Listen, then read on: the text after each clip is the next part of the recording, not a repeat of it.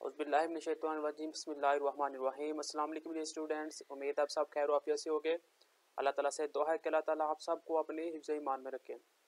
Students, आज की video के अंदर हम क्लास 5 की बुक पाक स्टडी यानी कि माशरती उलूम को स्टार्ट करने जा रहे हैं। ये यूट्यूब पर पहली दफ़ा होगा कि आपको मुतालिया पाकिस्तान उर्दू मीडियम में मिलेगी और इसके तमाम आंसर के क्वेश्चन पॉइंट टू पॉइंट आपको यहाँ पे मिलेंगे।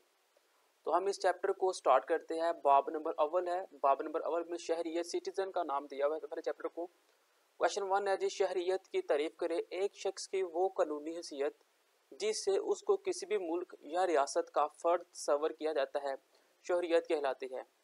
सिंपल अल्फाज के अंदर बोले तो ये आइडेंटिटी कार्ड होता है कि वो आइडेंटिटी कार्ड जिससे पता चले कि ये किस मुल्क का है, किस रियासत का है, वो होगा शहरियत। पॉइंट नंबर क्वेश्चन नंबर 2 है जी, इंसानी हकूक से क्या मुराद है? इंसान का आज़ादी से ज़िंदगी गुजारना, ज़हार राय की आज़ादी, इंसाफ का हक मिलना इंसानी हकूक कहलाते हैं। अब इंसानी हकूक कौन कौन से हैं? इंसानी हकूक के अंदर इंसान को पूरी तरह से इख्तियार हासिल होना चाहिए कि वो अपनी पूरी आज़ादी के साथ अपनी ज़िंदगी गुजार सके, अपनी बात को, अपने ज़हार को लोगों तक आसानी के साथ पहुँचा सके, इंसाफ उसे आसानी के साथ मिल सके। ये इंसानी हकूक के हक है। क्वेश्चन नंबर 3 है जी, रोज़मर्रा ज़िंदगी के कोई से 3 अदाब बताए। तो 3 अदाब कोई भी आप बता सकते हैं। पहला लिखा हुआ है पॉइंट जी, जब किसी से मिले तो सलाम करे, हर एक से अच्छे इखलाक से पेश आए, छोटों से प्यार करे। नबी पाक खातमुन नबीयीन का भी फरमाने वाली शान है कि जब भी आप मिले तो पहले सलाम करें। सलाम में पहल करने वाला जन्नती होता है। और हर एक से अच्छे इखलाक से मीन्स कि अगर क़यामत वाले दिन नामा इमाल के ऊपर जो सबसे वजनी चीज़ होगी ना, प्यारे नबी का फरमान है कि वो इखलाक हो गए और छोटों से प्यार करें। ये था आपके पास चैप्टर नंबर 1 के short question. Next long question में आता है जी, पहला, आज़ादी इज़हार की क्या अहमियत है? क्या हमें अपनी राय के इज़हार की आज़ादी हासिल होनी चाहिए? जवाब आपने लिखना है जी, इंसानी हकूक़ के मुताबिक हर इंसान को अपने ख्यालात के इज़हार की आज़ादी हासिल है। 1948 के इंसानी हकूक़ के आलमी अलामिया के आर्टिकल 19 में कहा गया है, हर एक को राय और इज़हार राय की आज़ादी का हक हासिल है। इस हक में किसी मुदाखलत के बगैर राय कायम करने और किसी भी मीडिया के ज़रिए से और किसी भी सराद से किता नज़र मालूमात और नज़रियात को तलाश करने, हासिल करने और फ़हम करने की आज़ादी शामिल है। कि इंसानी हकूक़ को क्या क्या आज़ादी मिलनी चाहिए? उसे ये हक है कि वो बगैर किसी रोक टोक के किसी दूसरे की बात में मुदाखलत करे, सिर्फ इस वजह से कि वो उसे अच्छे राह की तरफ लेकर आए।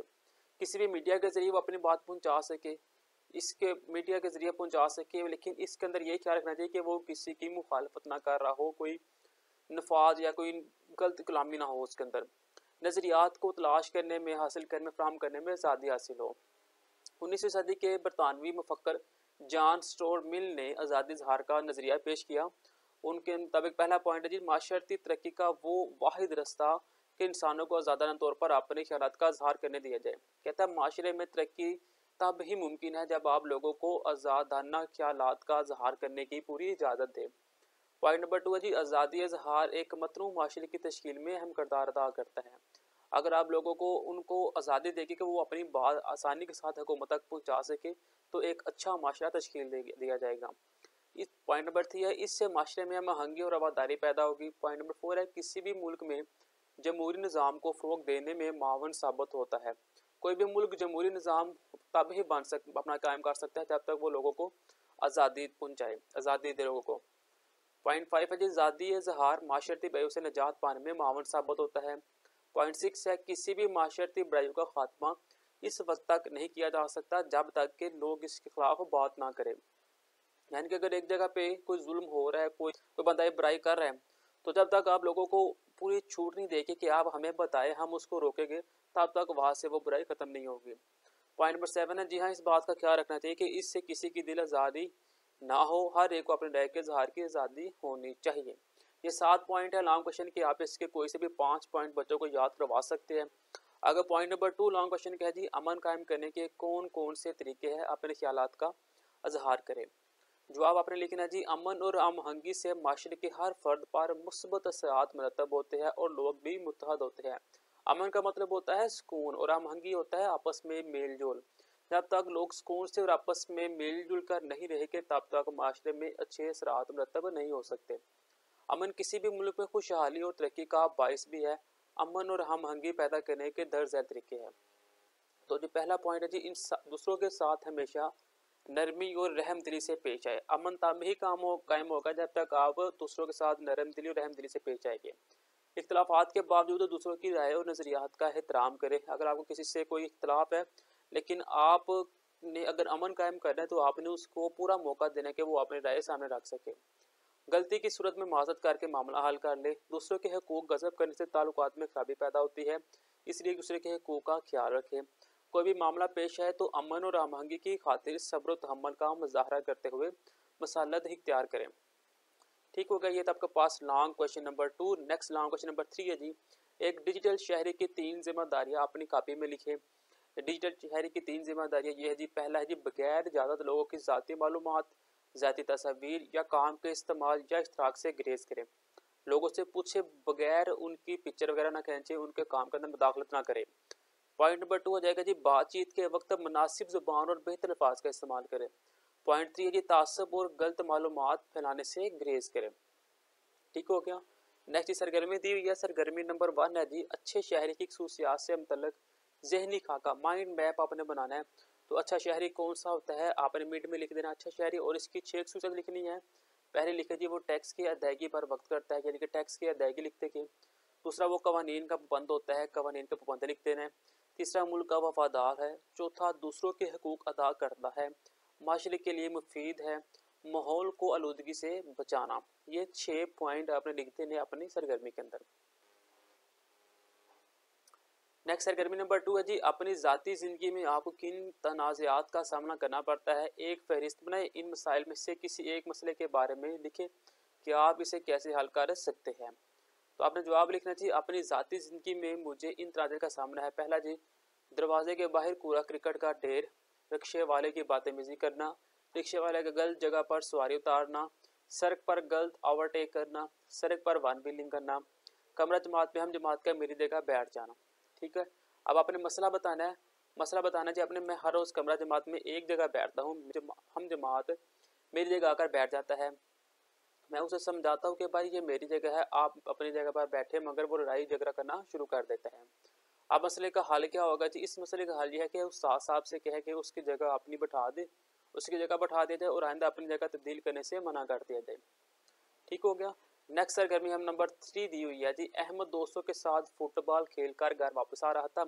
इसने देखा कि एक आदमी का बटवा इसकी जेब से फिसल कर नीचे गिर गया है।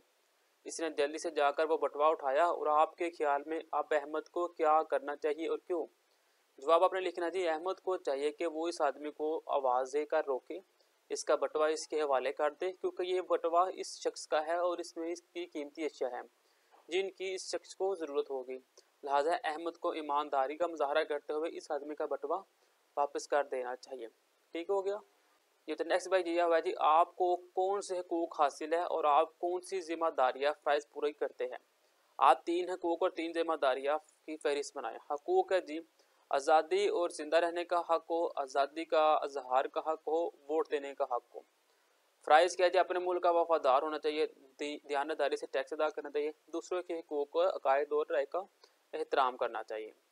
ठीक हो गया जी। तो नेक्स्ट हमें दिया हुआ है जी, गाड़ी या मोहल्ले में से अपने पसंदीदा इंसान की फहरिस्त बनाए आपने। अब जी, मेरा पसंदीदा इंसान घर में मेरे दादा अबू है, मैं इनसे बहुत ज़्यादा मोहब्बत करता हूँ। इनकी शख्सियत की खूबियाँ क्या है जी, वो है जी, वो बहुत नज़रमजाद होते हैं, वो बच्चों के साथ बहुत शफीक है, वो नमाज तिलावत कुरान मजीद और ज़िक्र ज़िकार की पाबंदी करते हैं, वो हमें नमाज पढ़ने की तलकीन करते हैं, वो सच बोलते हैं और हमें भी सच बोलने की झूठ बोलने से मना करते हैं, वो हमें सबक आमूज़ कहानियाँ सुनाते हैं, वो दयानतदारी से टैक्स अदा करते हैं।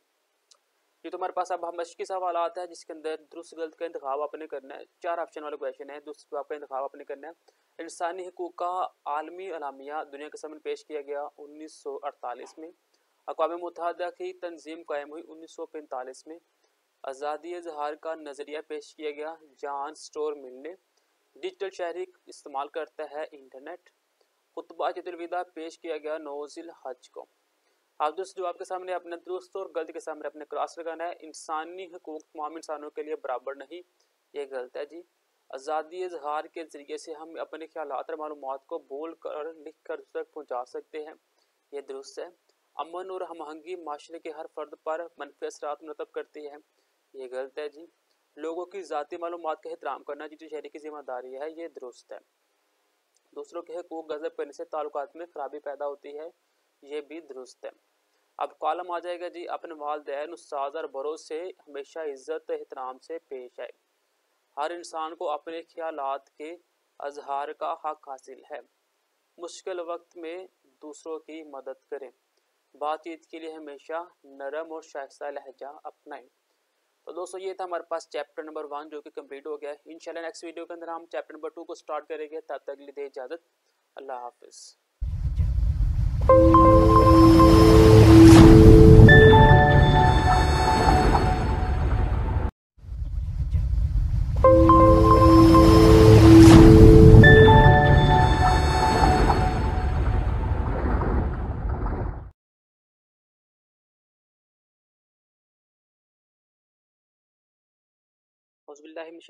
बिस्मिल्लाहिर्रहमानिर्रहीम। अस्सलाम वालेकुम डियर स्टूडेंट्स, उम्मीद है आप सब खैरियत से हो गए। तो स्टूडेंट्स आज की वीडियो के अंदर हम क्लास 5 सोशल स्टडी का चैप्टर नंबर 2 कल्चर यानी कि सकाफत का आर्टिकल नंबर 1 हमारा रहन सहन the way we live together को स्टार्ट करने जा रहे हैं, जिसके अंदर पहला क्वेश्चन है सकाफत से क्या मुराद है।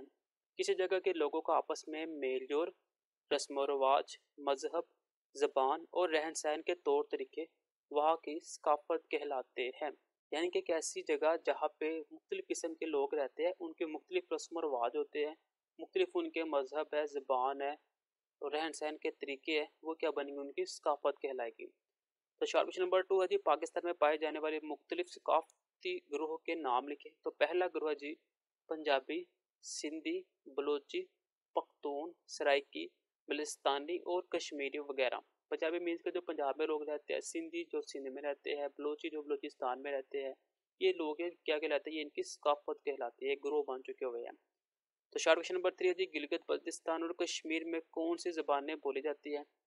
गिलगित बल्तिस्तान में जी बख्ती, शीना, बलोचिस्तानी, वक्ही और कश्मीर में कश्मीरी और पहाड़ी ज़बानें बोली जाती है।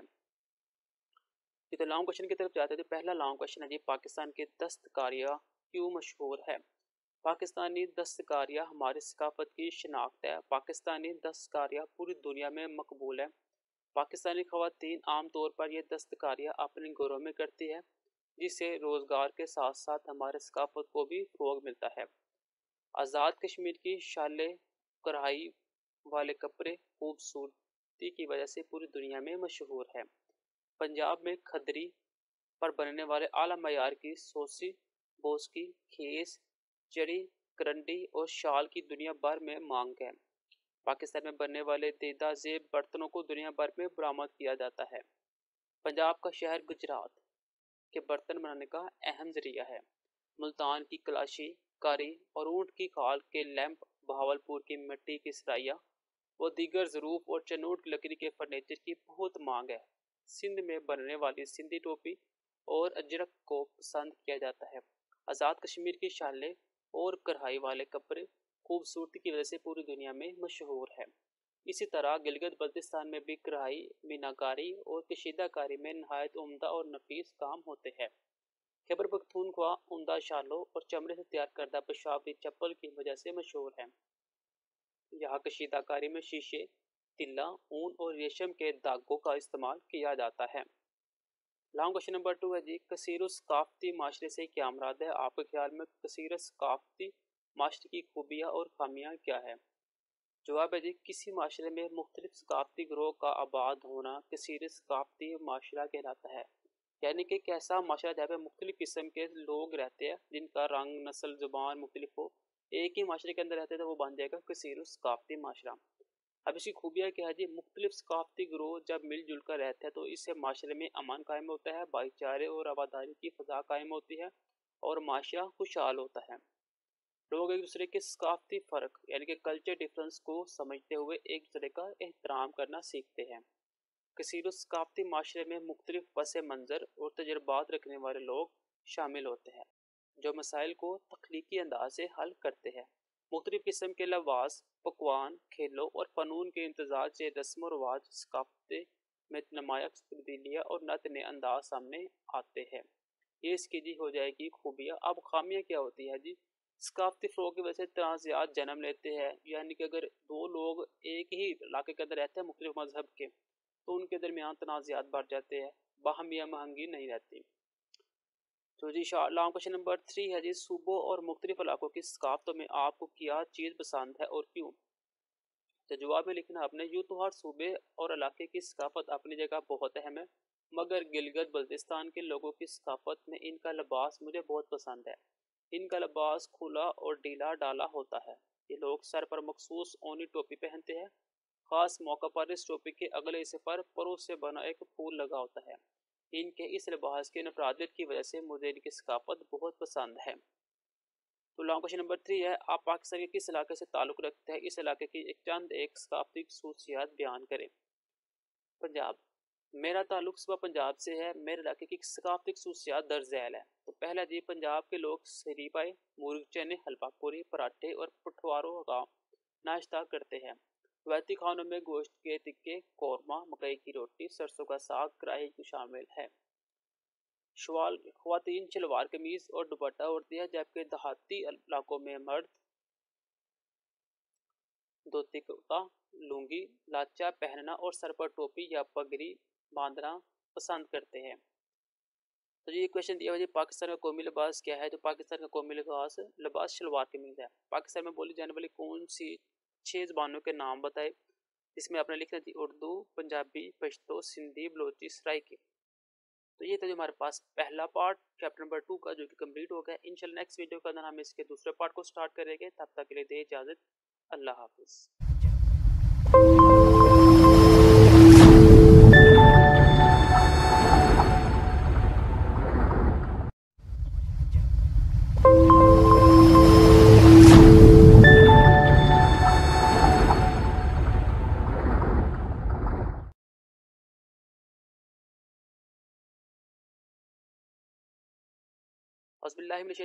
बिस्मिल्लाहिर्रहमानिर्रहीम। अस्सलाम वालेकुम डियर स्टूडेंट्स, उम्मीद आप सब खैर ऑफियर से होंगे। तो स्टूडेंट्स, आज की वीडियो के अंदर हम चैप्टर नंबर 2 का आर्टिकल नंबर 2 ज़राए अबलाग को स्टार्ट करने जा रहे हैं। ज़राए अबलाग क्वेश्चन नंबर 1 है जी, ज़राए अबलाग से क्या मुराद है? ज़राए अबलाग से मुराद ऐसे ज़राए जिनके ज़रिए हम अहम पैगामात, मालूमात और इत्तलाआत दूसरों तक पहुँचाते हैं। अबलाग मीन्स पहुँचाना, ज़राए किसी भी जगह ज़रिए से पैगाम पहुँचाना। जदीद ज़राए अबलाग के नाम बताए तो वो हो जाएगा टेलीफोन, टेलीविज़न, ईमेल, इंटरनेट और मोबाइल फ़ोन वगैरह शामिल है। शार्ट क्वेश्चन नंबर 3 है, इंटरनेट के कोई से 2 फ़ायदे और नुकसान ना तहरीर करें। तो पहला फ़ायदा ये है जी, हम हालात हाजिर से बाखबर रहते हैं इंटरनेट के ज़रिए। मुख्तसर वक्त में मालूमात को एक जगह से दूसरी जगह आसानी से भेज सकते हैं। और नुकसान क्या है? इंटरनेट का बेजा इस्तेमाल वक्त का ज़या है। इसके बेजा इस्तेमाल से सेहत पर मनफी असरात पड़ता है। अगर तफसीली जवाब लिखने आपने, तो पहला जी, सोशल मीडिया से क्या मुराद है, इसकी अहमियत वाज़िया करें। सोशल मीडिया अबलाग की जदीद तरीन शक्ल है। इससे मुराद एप्लीकेशंस और अबलाग के दीगर ऑनलाइन ज़राए है, जिनकी मदद से लोगों की बड़ी तादाद में माबैन समाजी रवाबत कायम होते हैं। सोशल मीडिया मीन्स के इंटरनेट जोन से है, जिसके अंदर फेसबुक, व्हाट्सअप, ये तमाम चीज़ें आ जाती हैं। इस ज़रिए से लोग मुख्तलिफ एप्लीकेशन का इस्तेमाल करते हुए मालूमात, ख्यालात, पैगामात और वीडियो पैगाम एक दूसरे के साथ शेयर करते हैं।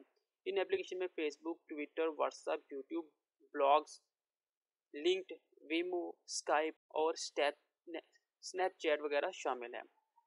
सोशल मीडिया की अहमियत क्या जी? इनकी मदद से बड़ी तादाद में लोग इश्तहारात, कहानियाँ, अपनी आवाज़ दूसरों तक पहुँचा सकते हैं। लॉन्ग क्वेश्चन नंबर 2 है, रेडियो और टेलीविज़न इत्तलात और मालूमात पहुँचाने में क्या किरदार अदा करते हैं? रेडियो और टेलीविज़न से हालात हाजिर से मुतल्लिक मालूमात हासिल होती है।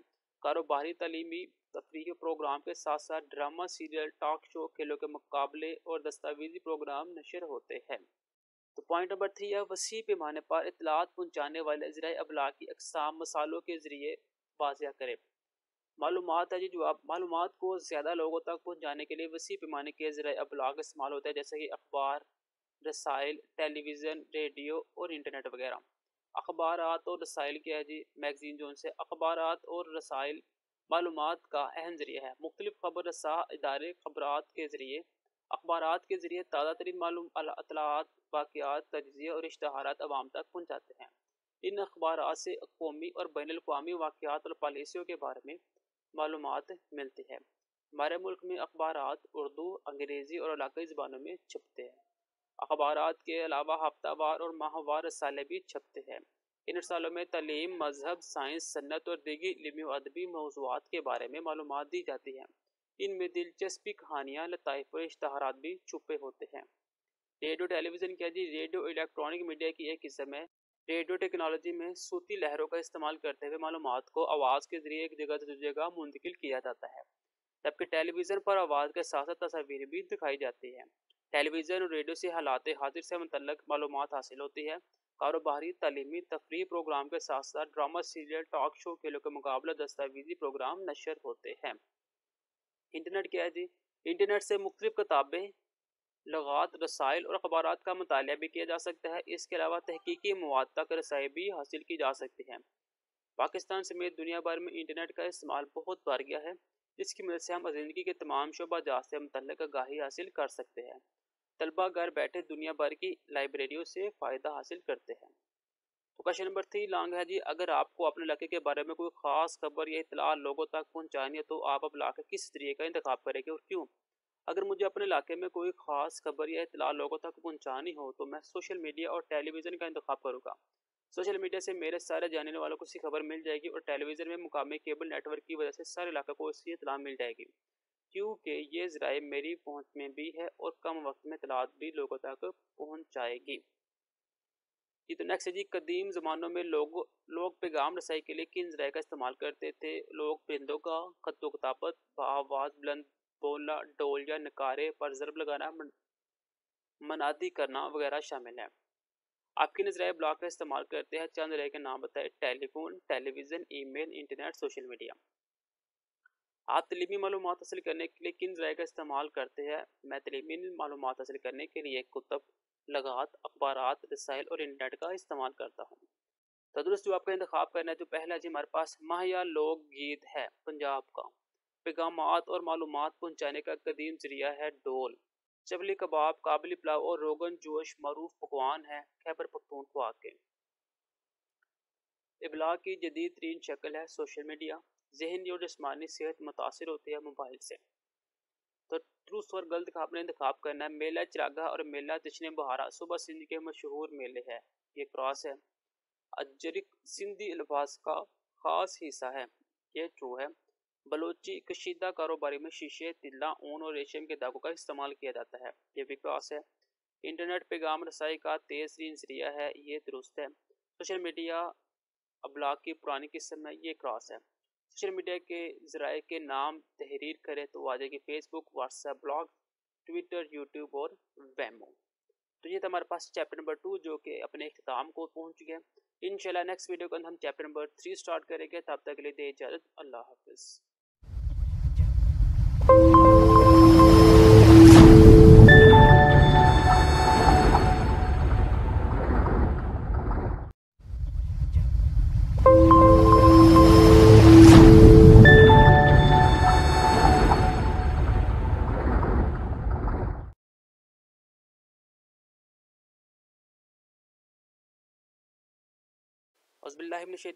बिस्मिल्लाहिर्रहमानिर्रहीम, अस्सलाम वालेकुम डियर स्टूडेंट्स। उम्मीद है आप सब खैर वाफियत से होंगे। अल्लाह ताला से दुआ है कि अल्लाह ताला आप तमाम दोस्तों को अपने हिफ्ज़ ईमान में रखे। तो स्टूडेंट्स, आज की वीडियो के अंदर हम क्लास 5 सोशल स्टडी का चैप्टर नंबर 3 रियासत और हुकूमत, स्टेट एंड गवर्नमेंट को स्टार्ट करने जा रहे हैं। इससे पहले तो 2 चैप्टर है, उनकी वीडियो आपको इस चैनल के ऊपर मिल जाएगी, आप उसे लाजमी विजिट कीजिएगा। उर्दू मीडियम के अंदर आपको फर्स्ट टाइम सोशल स्टडी आपको मिलेगी इस यूट्यूब के ऊपर, जो आपको क्लास 5 की है, जो कि पूरे मुल्क पाकिस्तान के अंदर शाये की गई है सिंगल करिकुलम, वो आपको यहाँ पे मिलेगा। तो चैप्टर को स्टार्ट करते जी। पहला क्वेश्चन है, वफाकी हुकूमत क्यों ज़रूरी है? वफाकी हुकूमत मुल्की माशियत, दफा, अमूर खारजा और दीगर मुल्क की इंतज़ाम की देखभाल करते हैं, इसलिए इस हुकूमत का होना ज़रूरी है। 1973 के आयन के मुताबिक पाकिस्तानी शहरियों के कोई से 3 हकूक़ लिखे। 1973 के आयन के मुताबिक पाकिस्तानी शहरियों के 3 हकूक़। हर शहरी को बिला इम्तियाज़ जानी और माली तहफ़्फ़ुज़ का हक हासिल है। हर शहरी को अपने अकायद के मुताबिक ज़िंदगी गुजारने का हक हासिल है। तकरीर व तहरीर की आज़ादी हर शहरी का हक है। क्वेश्चन नंबर 3 है शॉर्ट में जी, सूबाई हुकूमत के इख्तियारात की फहरिस्त बनाएं। तो पहला जी, सूबाई मामलात की निगरानी करती है हुकूमत जो उनसे है। शहरियों को तालीम देती है, शहरियों की सेहत और जानो माल का तहफ़्फ़ुज़ करती है, सन्नत ज़राअत, सूबाई महसूलात, ज़राए आमदोरफ़्त और दीगर बहुत से महकमों पर इख्तियार है। इनके जो सूबाई हुकूमत है, ये तमाम चीज़ें उनकी ज़ेर निगरानी है, उनके इख्तियार इसमें शामिल है। लॉन्ग क्वेश्चन है जी, आइन और इसका इतलाक़ किस तरह बुनियादी इंसानी हकूक़ की फ़राहमी को यकीनी बनाता है? आइन बुनियादी क़वानीन और असूलों का ऐसा मजमूआ है जिसके मुताबिक किसी रियासत या मुल्क का नज़्म व नस्क़ चलाना होता है। आइन और बुनियादी क़वानीन, आइन क्या होता है जी? किसी भी मुल्क का नज़रिया होता है कि अगर आपने किसी मुल्क को जानना हो तो आप उसका आइन पढ़ ले, आपको पता चल जाएगा ये मुल्क इस्लामी है या नहीं। पाकिस्तान एक इस्लामी जमहूरी मुल्क है, इसका आइन इस्लामी असूलों के मुताबिक मरतब किया गया है। पाकिस्तान का सरकारी मज़हब इस्लाम है, यानी कि हमारा मज़हब जौन सा वो इस्लाम है, क्योंकि यहाँ मुसलमानों की अक्सरियत है। इसके साथ दीगर मज़हब के मानने वाले लोगों को भी आइन के मुताबिक बुनियादी हकूक़ हासिल है, क्योंकि आइन के मुताबिक हर शहरी को अपने कायद के मुताबिक ज़िंदगी गुजारने का हक़ हासिल है। आइन ही की रूह से हर शहरी को मज़हब की तफरीक़ के बगैर जानी और माली तहफ़्फ़ुज़ का हक़ हासिल है। आइन लोगों को इनकी ज़िम्मेदारी से आगाह करता है। तो पॉइंट 2 है जी, सियासी जमातों के अफ़आल वाज़ह करें। सियासी जमातों के अफ़आल के निकात दर्ज झैल है। सियासी जमातें अपने मंशूर के मुताबिक काम करती हैं। ये लोगों में सियासी शऊर पैदा करके इन्हें एक प्लेटफॉर्म पर इकट्ठा करती है, इंतखाबात में हिस्सा लेती है और मुंतखब होकर लोगों के मसाइल हल करती है, जो कि गलती है। हुकूमत कायम करने के बाद ये मुल्क कौम की इफ़लाह के लिए काम करती है, बैनुल अक़वामी सतह पर मुल्क की नुमाइंदगी करती है। ठीक हो गया। तो जी जो नेक्स्ट क्वेश्चन नंबर 3 है जी, वफाकी, सूबाई और मुकामी सतह पर हुकूमत साजी का मुआयना करें। तो जी वफाकी पहले हम देखेंगे, वफाक क्या करती है? मुल्क की दफ़ा यानी कि मसला फ़ौज के अमूर की निगरानी करती है। सूबाई हुकूमत क्या करती है? सूबे का निज़ाम, नस्क़ व नक्श, कानून साजी, अमन व अमान को कायम रखती है। मुकामी हुकूमत क्या करती है? सड़कों और रस्तों से तजावीज़ हटाना, मवेशी मंडी और अवामी मेले मुनक़िद करती है। मुल्क की माशियत को संभालती है। सूबाई क्या करती है? वो सूबाई महसूलात की निगरानी करती है। और तीसरा जी, पीने के पानी का बंदोबस्त और निकासी आपका इंतज़ाम करती है। तो भारत जी खारजा पॉलिसी यानी कि बैरूनी मुआलक़त से ताल्लुकात की निगरानी करती है। सूबे की दाखिली चीज़ों को संभालती है। बेवा और यतीम और मजूर और कुदरती आफ़ात के मुतासरीन की मदद करती है। नेक्स्ट क्या जी क्वेश्चन दिया हुआ है, बादशाहत और जमहूरियत में क्या फ़र्क है? बादशाहत मोरसी होती है, ये एक ही शख्स की हुकूमत होती है, और जमहूरियत में कसरत राय को फोकत होती है। यानी कि बादशाहत क्या है जी? बादशाहत आपको, अगर कोई एक आदमी है ना, फॉर एग्जांपल वो बादशाह है, अब उसके मरने के बाद उसका बेटा बादशाह होगा, उसके बेटे के मरने के बाद उसका बेटा बादशाह हो जाएगा, वो एक ही ख़ानदान के पास रहती है।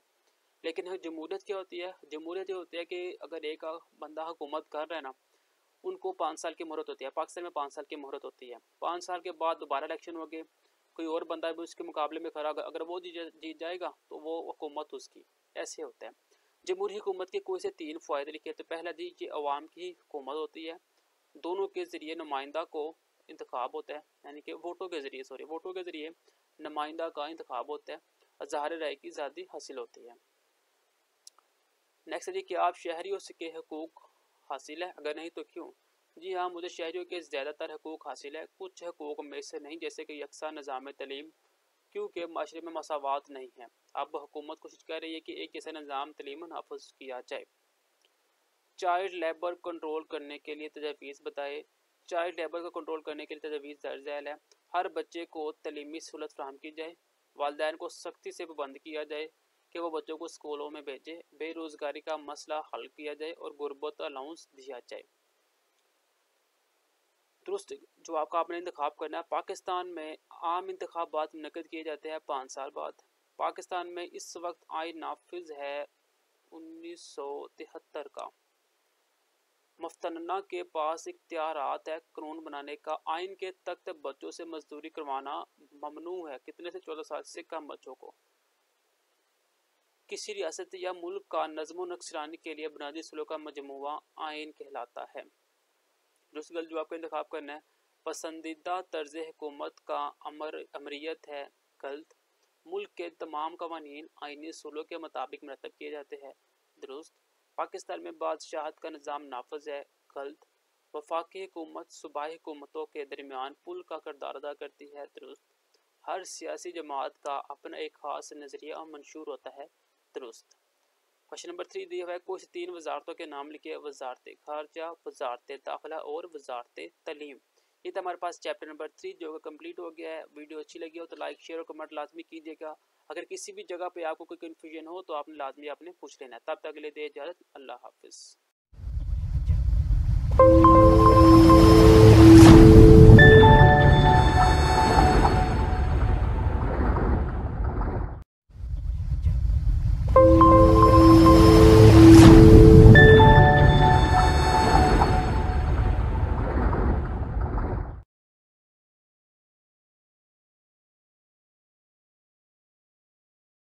औज़ुबिल्लाहिमिनश्शैतानिर्रजीम बिस्मिल्लाहिर्रहमानिर्रहीम। अस्सलाम वालेकुम डियर स्टूडेंट्स, आज एक नई वीडियो के साथ आपके साथ हाजिर हुए हैं। आज की वीडियो के अंदर हम क्लास 5 का सोशल स्टडी चैप्टर नंबर 5 को स्टार्ट करने जा रहे हैं। यह बुक पूरे मुल्क पाकिस्तान के अंदर सिंगल करिकुलम है, यानी कि एक ही बुक को शाया किया गया है इस दफ़ा। और ये यूट्यूब के ऊपर पहली दफ़ा होगा कि आपको उर्दू मीडियम में बाकायदा क्वेश्चन के आंसर पॉइंट टू पॉइंट यहाँ पे मिलेंगे। तो चैप्टर नंबर 5 हिस्ट्री यानी कि तरीका, आर्टिकल नंबर 1 है तहजीबों का आगाज़ को स्टार्ट करेंगे। इसके अंदर पहला क्वेश्चन है जी, कदीम यूनान के दो बड़े शहर कौन से हैं? दोनों शहरों कैसे एक दूसरे से मुख्तलिफ है? कदीम यूनान के दो बड़े शहर एथेनर और स्पार्टा थे। दोनों आपस में लड़ते थे। स्पार्टा के लोग जंग करने और लड़ने के तरीकों में अपना वक्त सर्फ करते थे, जबकि एथेनर के लोग फनून लतीफ़ा में दिलचस्पी लेते और तलीम पर ज़्यादा तवज्जो देते थे। क्वेश्चन नंबर 2 है जी, ओलंपिक खेलों का आगाज़ कब और कहाँ हुआ? ओलंपिक खेलों का आगाज़ 1776 कबल मसीह में यूनान के शहर ओलंपा में हुआ। कदीम यूनान और रूम में लोग कैसा लिबास पहनते थे? कदीम यूनान का लिबास चटियन था। यह कपड़े का एक मुस्ततील टुकड़ा होता था जिसे यूनानी अपने कंधों और बरोजपन और कमर पर बेल्ट की मदद से बांध लेते थे। ट्यूनिंग और टोगा कदीम रूम का एक मखसूस लिबास था। ट्यूनिंग सिली हुई दो ऊनी चादर पर मुश्तमिल होता था और टोगा एक लंबी चादर होती थी जिसे वो अपने जिस्म के गिर्द लपेट लेते थे। ये तो तफसीली सवाल के अंदर पहला क्वेश्चन है जी, रूमी तामीरात के बारे में क्या आप जानते हैं? रूमी आला दर्जे के इंजीनियर और मामार थे। उन्होंने अपने तमीरात में मुहरबों और गुंबदों को शामिल किया। उन्होंने घरों में पानी पहुंचाने के पक्के नाले बनाए। रूमियों ने बहुत सी वसी और अरीज इमारतें तमीर की। इनमें तमाशा, अवामी गुसलखाने और कई मंजिले रहायशी इमारतें शामिल थी। क्वेश्चन नंबर 2 जी, कंधारा के लोग का मजहब क्या था? इस मजहब का आगाज़ कैसे हुआ? पहले कंधारा में हिंदू मत नुमाया मजहब था। बाद में बुद्ध मत को सरकारी मजहब बना दिया गया। गौतम बुद्ध मत के बानी थे। वो मौजूदा नेपाल में पैदा हुए और उन्होंने करीबन 45 साल तक बुद्ध मत की तरवीज की। वो एक फ़लसफ़ी उस्ताद और मजहबी रहनुमा थे। बुद्ध मत करीबन 1000 साल तक कंधारा में फैलता रहा। इसको फैलाने में मौर्य सल्तनत के हुक्मरान चंद्रगुप्त मौर्य के पोते अशोका ने अहम किरदार अदा किया। इसने बुद्धों की खानकाहें बनवाई। एशिया में इस मजहब को फैलाने के लिए मजहबी रहनुमा भिजवाए। इसने बुद्ध मत के पैगामात गुजरगाह, मीनारों और पहाड़ों पर कंधा करवाए। इसके दौर में बुद्ध मत तिब्बत, चीन, मंगोलिया और जापान तक फैल गया। यूनानी, रूमी और कंधारा तहजीब किन इलाकों में खितों पर मुश्तमिल थी? तो तहजीब यूनानी जोन से है, ये कदीम यूनान, यूरोप और मगरबी एशिया में। रूमी इंग्लैंड, वेल्स और स्कॉटलैंड में। कंधारा पेशावर, दरिया सवात और दरिया काबल की वादी है। जो सरगर्मी नंबर 1 है यूनानी, रूमी और कंधारा तहजीब की टाइमलाइन बनाए। तो कदीम यूनान की टाइमलाइन का सामने है जी, ये आपने देख लेना है आपने कैसे बनानी है। 3.323 कबल मसीह सिकंदर आज़म की वफात।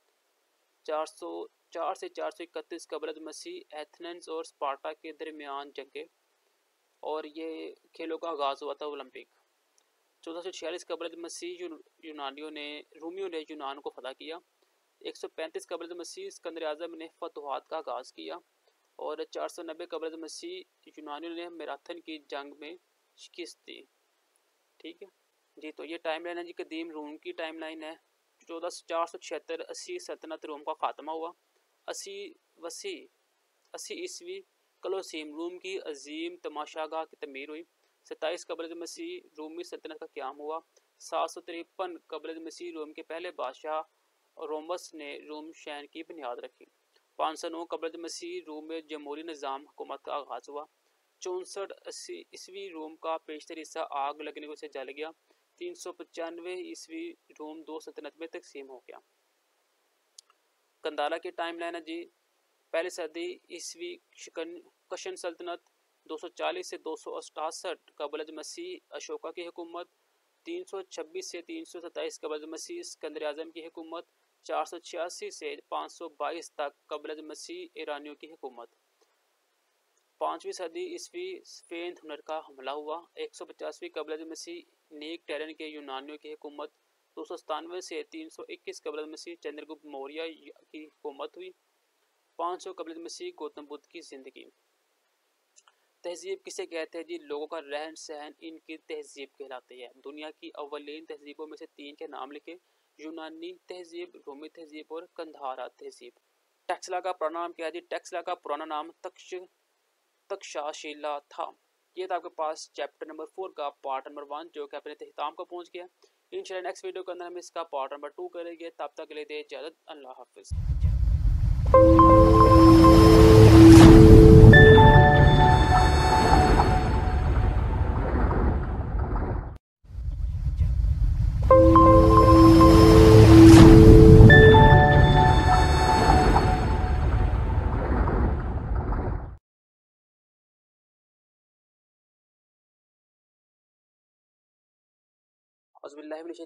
बिस्मिल्लाहिर्रहमानिर्रहीम। अस्सलाम वालेकुम स्टूडेंट्स, उम्मीद है आप सब खैरियत से होंगे।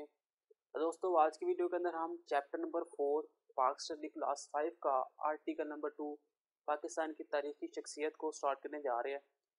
इससे पहले की वीडियो आपको इस चैनल पर मिल जाएगी, आप उन्हें लाजमी विजिट कीजिएगा। तो शॉर्ट क्वेश्चन के अंदर पहला क्वेश्चन है जी, दो कौमी नज़रिए से क्या मुराद है और इस नज़रिए का बानी किससे कहा जाता है? दो कौमी नज़रिए से मुराद यह है कि बरसगीर पाको हिंद में दो बड़ी कौमें हिंदू और मुसलमान आबाद है। इन दोनों का मजहब, तारीख, सकाफत और तहजीब एक दूसरे से मुख्तलिफ है, इसलिए दोनों एक साथ नहीं रह सकती। दो कौमी नज़रिए का बानी सर सैयद अहमद खान को कहा जाता है।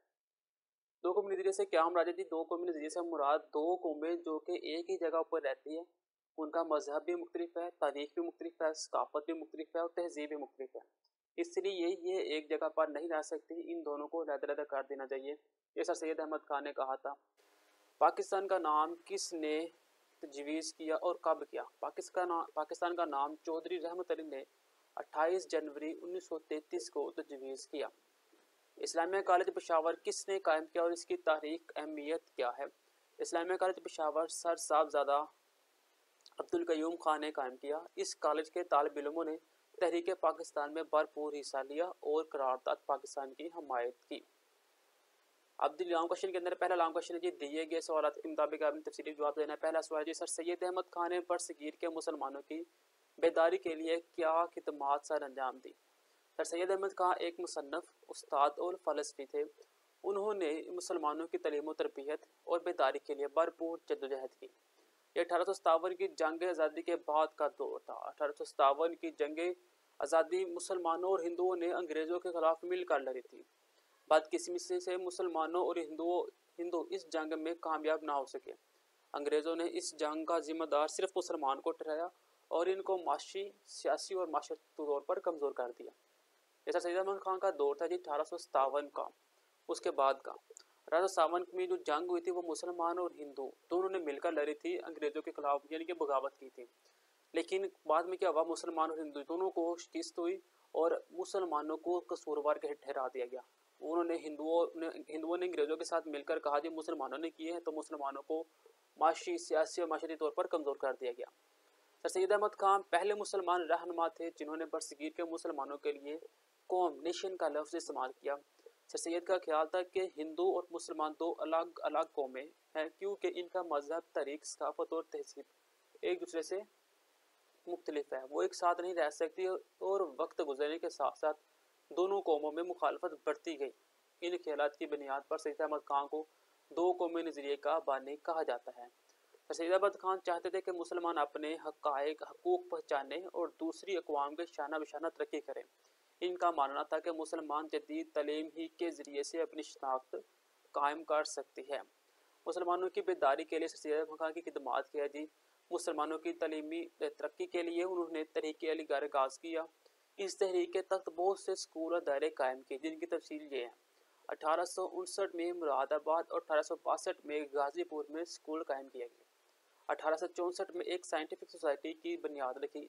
इस अदारे का मकसद अंग्रेजी ज़ुबान की किताबों का उर्दू में तर्जमा करना था। इस सोसाइटी ने दो ज़ुबानों अंग्रेज़ी और उर्दू में एक जरीदे का भी आगाज़ किया। 24 मई 1875 को अलीगढ़ में मुहम्मदन एंग्लो इंडियन स्कूल कायम किया गया। इस स्कूल को 1877 में कॉलेज और 1920 में यूनिवर्सिटी का दर्जा दिया गया। अलीगढ़ कॉलेज के तलबा ने तहरीक पाकिस्तान में बढ़ चढ़ कर हिस्सा लिया। यहाँ तक आपका लॉन्ग क्वेश्चन कंप्लीट हो जाएगा। तो लॉन्ग क्वेश्चन का पार्ट नंबर 2 है जी, बेगम राना लियाकत अली खान की सियासी और मशरी तौर पर खिदमात लिखे। बेगम राना लियाकत अली खान तहरीक पाकिस्तान की सरकर्ता कारकुन मुमताज़ सियासी शख्सियत थी। वो पाकिस्तान के पहले वज़ीर आज़म लियाकत अली खान की अहलिया थी। सियासी खिदमत उन्होंने क्या किया जी, सियासी खिदमत की हेडिंग बनानी है आपने और इनकी खिदमत लिखनी है आपने। उन्होंने तहरीक पाकिस्तान में जद्दोजहद में अपने शोर के शाना बशाना काम किया और ख़वातीन में सियासी शऊर को उजागर करने में अहम किरदार अदा किया। उन्होंने मुख्तलिफ ममालिक में पाकिस्तान के सफ़ीर के तौर पर भी काम किया। 1973 में वो सूबा सिंध की गवर्नर बन गई। वो पाकिस्तान की पहली खतून सूबाई गवर्नर थी। माशरती खिदमात, माशरे के उन्होंने खिदमात किया दी।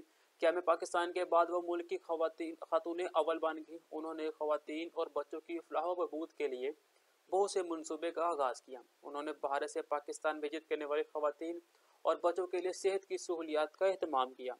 1949 में उन्होंने आल पाकिस्तान वीमेन एसोसिएशन के नाम से एक इदारा कायम किया। इस इदारे के तहत स्कूलों, कॉलेजों और सनती घरों का एक सिलसिला कायम किया गया ताकि ख़वातीन तरक्की कर सके। ये था आपके पास लॉन्ग क्वेश्चन। अब लॉन्ग क्वेश्चन का पॉइंट नंबर 3 हमारे पास है जी, खैबर पख्तूनख्वा के अवाम ने पाकिस्तान में शमूलियत का फैसला कैसे किया। जवाब आपने लिखना है जी, बरसगीर पाको हिंद के दूसरे सूबों में जब आज़ादी की तहरीक का आगाज़ हुआ तो खैबर पख्तूनख्वा के लोगों ने भी अपने हकूक़ के लिए आवाज़ उठाई। 1913 में सर साहबजादा अब्दुल क़य्यूम खान ने इस्लामिया कॉलेज पेशावर और कॉलेजिएट स्कूल का संग बुनियाद रखा। इन अदारों ने खैबर पख्तूनख्वा में सियासी शऊर पैदा किया। इस्लामिया कॉलेज पेशावर के तलबा ने तहरीक पाकिस्तान में भरपूर हिस्सा लिया और करारदाद पाकिस्तान की हमायत की। करारदाद पाकिस्तान 1940 की मंजूरी में खैबर पख्तूनख्वा के अवाम की नुमाइंदगी सरदार औरंगज़ेब खान, बेगम ज़रई सरफराज, मियाँ ज़ियाउद्दीन बहादुर, सादुल्ला खान और दीगर रहनुमाओं ने की। सर अब्दुल वहाब नश्तर भी तहरीक पाकिस्तान में बहुत सरगर्म रहे। वो कायद आज़म रहमतुल्लाह के करीबी साथियों में से थे। वो खैबर पख्तूनख्वा की कानून साज असम्बली के मेंबर रहे और उन्होंने वज़ीर ख़जाना खैबर पख्तूनख्वा की जिम्मेदारियाँ भी अता की। तकसीम हिंद के ऐलान के बाद जुलाई 1947 में खैबर पख्तूनख्वा में एक रेफरेंडम करार दिया गया।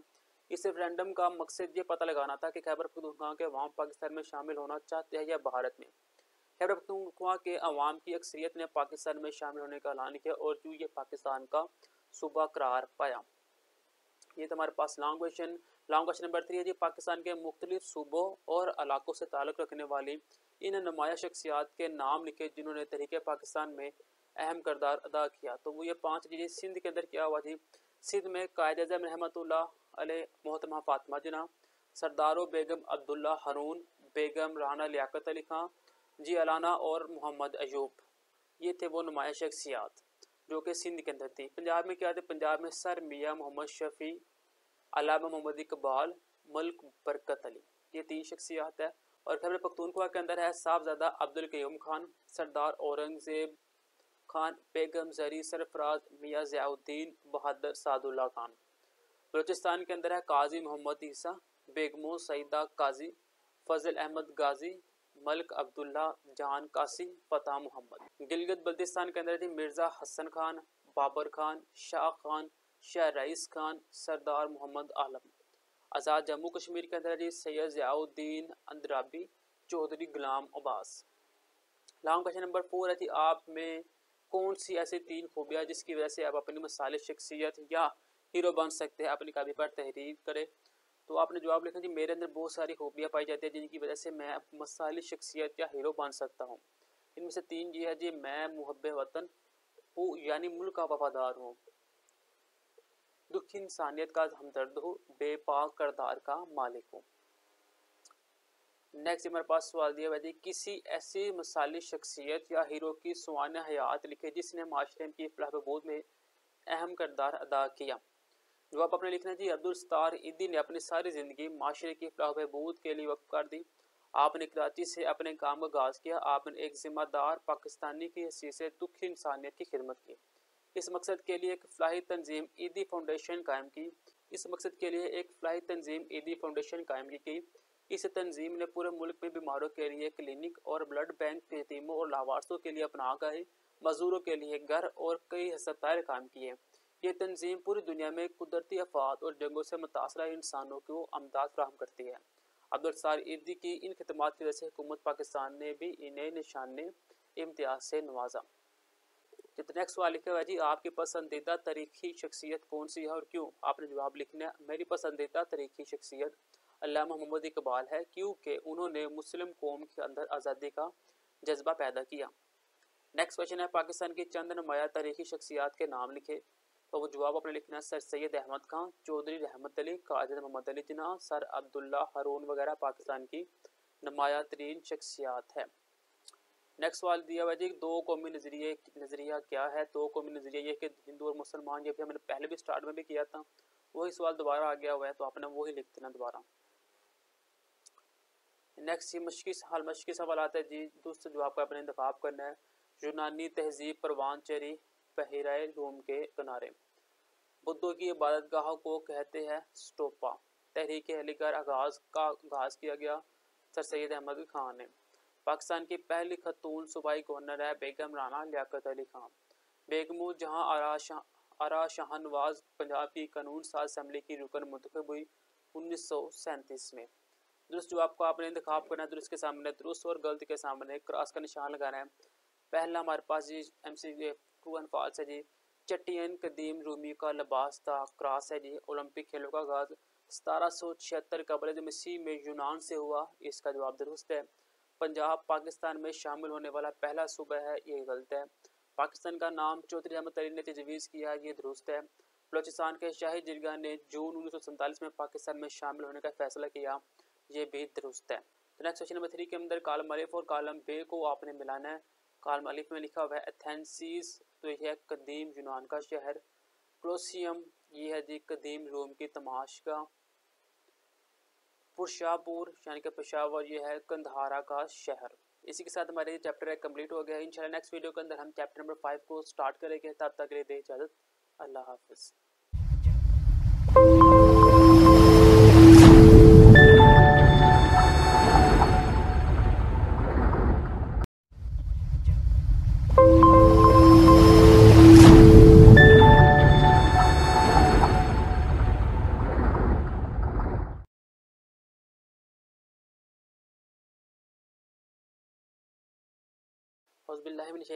बिस्मिल्लाहिर्रहमानिर्रहीम। अस्सलाम वालेकुम डियर स्टूडेंट्स, उम्मीद आप सब खैर वाफियत से होंगे। अल्लाह ताला से दुआ है कि अल्लाह ताला आप सबको अपने हिफ्ज़ ईमान में रखे। तो स्टूडेंट्स, आज की वीडियो के अंदर हम क्लास 5 मुताला पाकिस्तान का चैप्टर नंबर 5 जोग्राफिया का आर्टिकल नंबर 1 नक्शे की महारतें और ग्लोब को स्टार्ट करने जा रहे हैं। इससे पहले की वीडियो आपको इस चैनल के ऊपर लाजमी मिल जाएगी, आप इस चैनल को लाजमी विजिट कीजिएगा। पहला क्वेश्चन है जी, शॉर्ट क्वेश्चन है, खतूत अर्ज़ बल्द किसे कहते हैं? ये तादाद में कितने हैं? वो फर्जी खतूत जो ग्लोब या नक्शे पर मशरक से मगरब की जानिब पाए जाते हैं, इन्हें खतूत अर्ज़ बल्द कहते हैं। इनकी तादाद 180 है। क्वेश्चन नंबर 2 है जी, खतूत तूले बल्द से क्या मुराद है? इनकी तादाद लिखें। वो फर्जी खतूत जो ग्लोब या नक्शे पर शमाल से जनूब की तरफ पाए जाते हैं, इन्हें खतूत बल्द कहते हैं। इनकी कुल तादाद 360 है। द नेक्स्ट क्वेश्चन नंबर 3 है जी, खतूत इस्तवा और खत्ते निस्फ़ुन नहार आज़म से क्या मुराद है? जवाब आपने लिखना है, खतूत अर्ज़ बल्द में सबसे बड़ा खत अर्ज़ बल्द जो 0 दर्जे पर है खत इस्तवा है, और खतूत तूल पर बल्द में 0 डिग्री के खत को निस्फ़ुन नहार आज़म कहते हैं। लॉन्ग क्वेश्चन अपने देखना। लॉन्ग क्वेश्चन नंबर 1 है, मसाहती और रास्ते के नक्शे में फ़र्क वाज़ह करें। मसाहती नक्शा ज़मीनी खदोखाल जैसे पहाड़, वादियाँ और मैदान वगैरह दिखाने के लिए मसाहती नक्शे इस्तेमाल होते हैं। इनमें तभी खदोखाल कंटूर लाइनों की मदद से दिखाए जाते हैं। इन लाइनों की मदद से पता चलता है कि कोई जगह कितनी बुलंदी पर वाक़या है। रास्ते का नक्शा। रास्ते के नक्शे में अहम जगह जैसे हाईवे, सड़कें और रेलवे लाइन वगैरह दिखाई जाती हैं। अब ये मसाती नक्शा और रास्ते का नक्शा ये क्या है? मसाती नक्शा वो होता है जिसके अंदर आपको पहाड़, बादल, मैदान वगैरह दिखाए जाते हैं। और रास्ते का नक्शा क्या होता है कि जब आप रास्ते के ऊपर जा रहे होते हैं किसी रास्ते के ऊपर, तो आपको रास्ते के ऊपर एक बैनर से नजर आता है कि यहाँ से आपने टर्न लेना है या यहाँ पे अपने लाइट मध्यम रखनी है। वो रास्ते के नक्शे कहलाते हैं। नक्शे पर पैमाना क्यों इस्तेमाल किया जाता है? पैमाने की अक़साम के बारे में लिखें। पैमाना पहले देखें जी, पैमाना क्या होता है? ज़मीन और नक्शे के फासले को एक खास निस्बत से दिखाया जाता है, इसे पैमाना कहते हैं। पैमाने की मदद से हम नक्शे पर मौजूद मकामात के दरमियान ज़मीनी फासला मालूम कर सकते हैं। पैमाने की अक़साम है जी, उसकी 3 अक़साम है। पहला जी खत्ती पैमाना, दूसरा है बयानिया पैमाना, तीसरा है कसरे इतबारी पैमाना। खत्ती पैमाना क्या है जी? ये पैमाना एक उफ़क़ी खत की सूरत में दिया जाता है जो बराबर हिस्सों में तकसीम होता है। यह खत ज़मीन पर फासले और नक्शे पर फासले के दरमियान निस्बत को ज़ाहिर करता है। बयानिया पैमाना क्या है जी? बयानिया पैमाने में अल्फाज के ज़रिए से फासलों को ज़ाहिर किया जाता है। मिसाल के तौर पर दिए पैमाने में 4 मील का फासला 1 इंच से ज़ाहिर किया जाता है। कसरे इतबारी पैमाना क्या है जी? इस पैमाने में कसर का इस्तेमाल होता है। इस कसर का शुमार करिंदा अकाई यानी एक होता है जो नक्शे के फासले को ज़ाहिर करता है, जबकि कसर का नस्ब नमा ज़मीन फासले को ज़ाहिर करती है।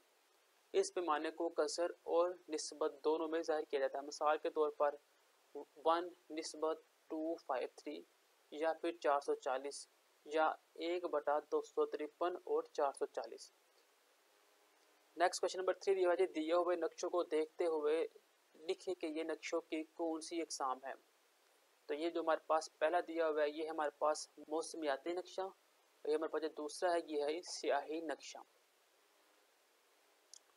नेक्स्ट क्वेश्चन नंबर 4 है जी, नक्शे के नासर का इस्तेमाल करते हुए नक्शा मुकम्मल करें। तो आपने जी ये अंदर इनके नाम लिखने हैं, ठीक है। अलामती फहरिस्त बतानी है। दारुल हुकूमत क्या है जी? इस्लामाबाद, वो आपने ये इस्लामाबाद को शो कर देना है। नेक्स्ट जी, मेरा शहर कौन सा है? वो लाहौर, तो आपने ये लाहौर को शो करना है। सूबाई हदूद को आपने डाटा लाइन से शो कर देना और मुल्क हदूद को आपने ये लाइन से शो कर देना। तो ये देखिए डाटा लाइन से और ये कंप्लीट लाइन से। नेक्स्ट क्वेश्चन है जी, पाकिस्तान के शुमाल, जनूब, मशरिक और मगरिब में कौन से ममालिक और समंदर वाक़या है? दी हुई जगह में लिखे। तो पाकिस्तान का दारुल हुकूमत कहाँ वाक़या है? नक्शे पर स्टार की अलामत इस्तेमाल करते हुए बताएं। अपने शहर को डॉट की मदद से जाहिर करें। सूबाई हदूद को डॉट और लाइनों की मदद से जाहिर करें। अलामती फहरिस्त मुकम्मल करें। तो आपने ये तमाम जो से नीचे वाले क्वेश्चन है वो आपने इस मैप में आपने लगाने हैं। ठीक हो गया। तो नेक्स्ट क्वेश्चन नंबर 5 है, दी हुई तस्वीर में अहम खतूते अर्ज़े बल्द के नाम लिखें। तो आपने नाम लिखने हैं जिसके सबसे ऊपर आ जाएगा जी कुतुब शुमाली 90 डिग्री के ऊपर, फिर दायरा कुतुब शुमाली जो कि 66 है, ये भी 66 1/2 है। फिर खत्ते सरतान 23 1/2 डिग्री, खत्ते इस्तवा ये 0 डिग्री सेंटीग्रेड के ऊपर, फिर खत्ते जिद्दी वो 23 1/2 और दायरे का कुतुब जनूबी 66 1/2 और ये 90 डिग्री के ऊपर आ जाएगा कुतुब जनूबी। नेक्स्ट क्वेश्चन दिया हुआ जी, नक्शा और ग्लोब में क्या फ़र्क है? ज़मीन या इसके किसी हिस्से को कागज़ या मुआवजा सतह पर जाहिर करने को नक्शा कहते हैं, जबकि ग्लोब फुटबॉल के मानदंड होता है जो ज़मीन के सारे मकामात के बारे में बताता है। तो ये था हमारे पास चैप्टर नंबर 5 का आर्टिकल नंबर 1 जो कि अपने इख्तिताम को पहुँच गया। इंशाल्लाह नेक्स्ट वीडियो के अंदर हम इसका सेकंड आर्टिकल करेंगे। तब तक के लिए दे इजाज़त। अल्लाह हाफिज़।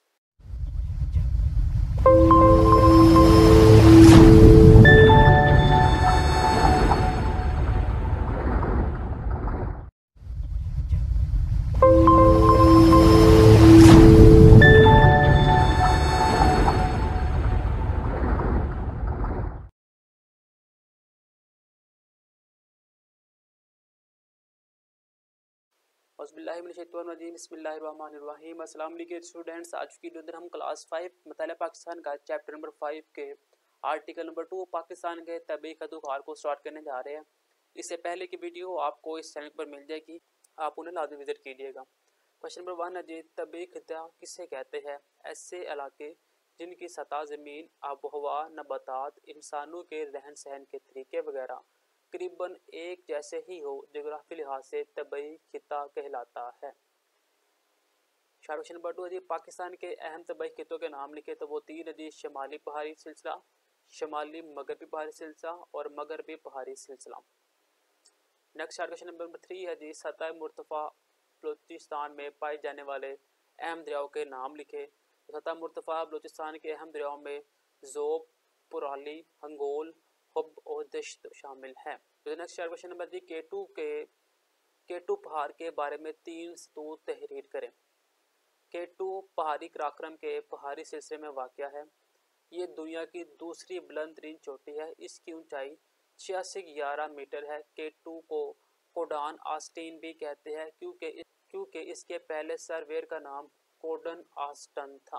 क्वेश्चन नंबर 5 है जी, ग्वादर की बंदरगाह की क्या अहमियत है? ग्वादर की बंदरगाह मुस्तकबिल में पाकिस्तान की माशी सरगर्मियों का अहम मरकज़ होगी। यह बंदरगाह चीन पाकिस्तान इक्तिसादी राहदारी यानी सी पैक का अहम हिस्सा है।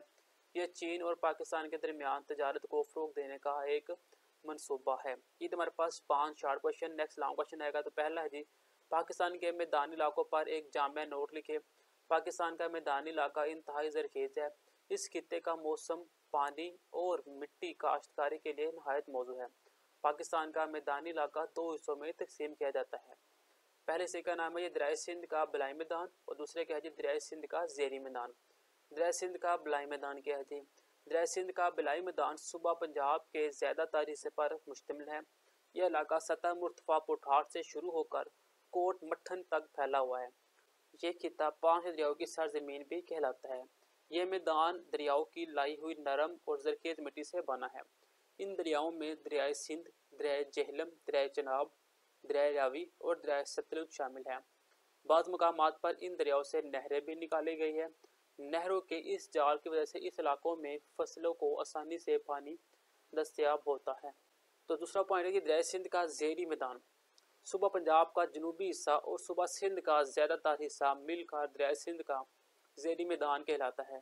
यह इलाका कोट मट्ठन से शुरू होकर बहिरा अरब तक फैला हुआ है। कोट मट्ठन के मुकाम पर दरियाए सिंध के मावन दरिया, दरियाए जेहलम, दरियाए जनाब, दरियाए सतलुज और दरियाए रावी दरियाए सिंध में शामिल हो जाते हैं।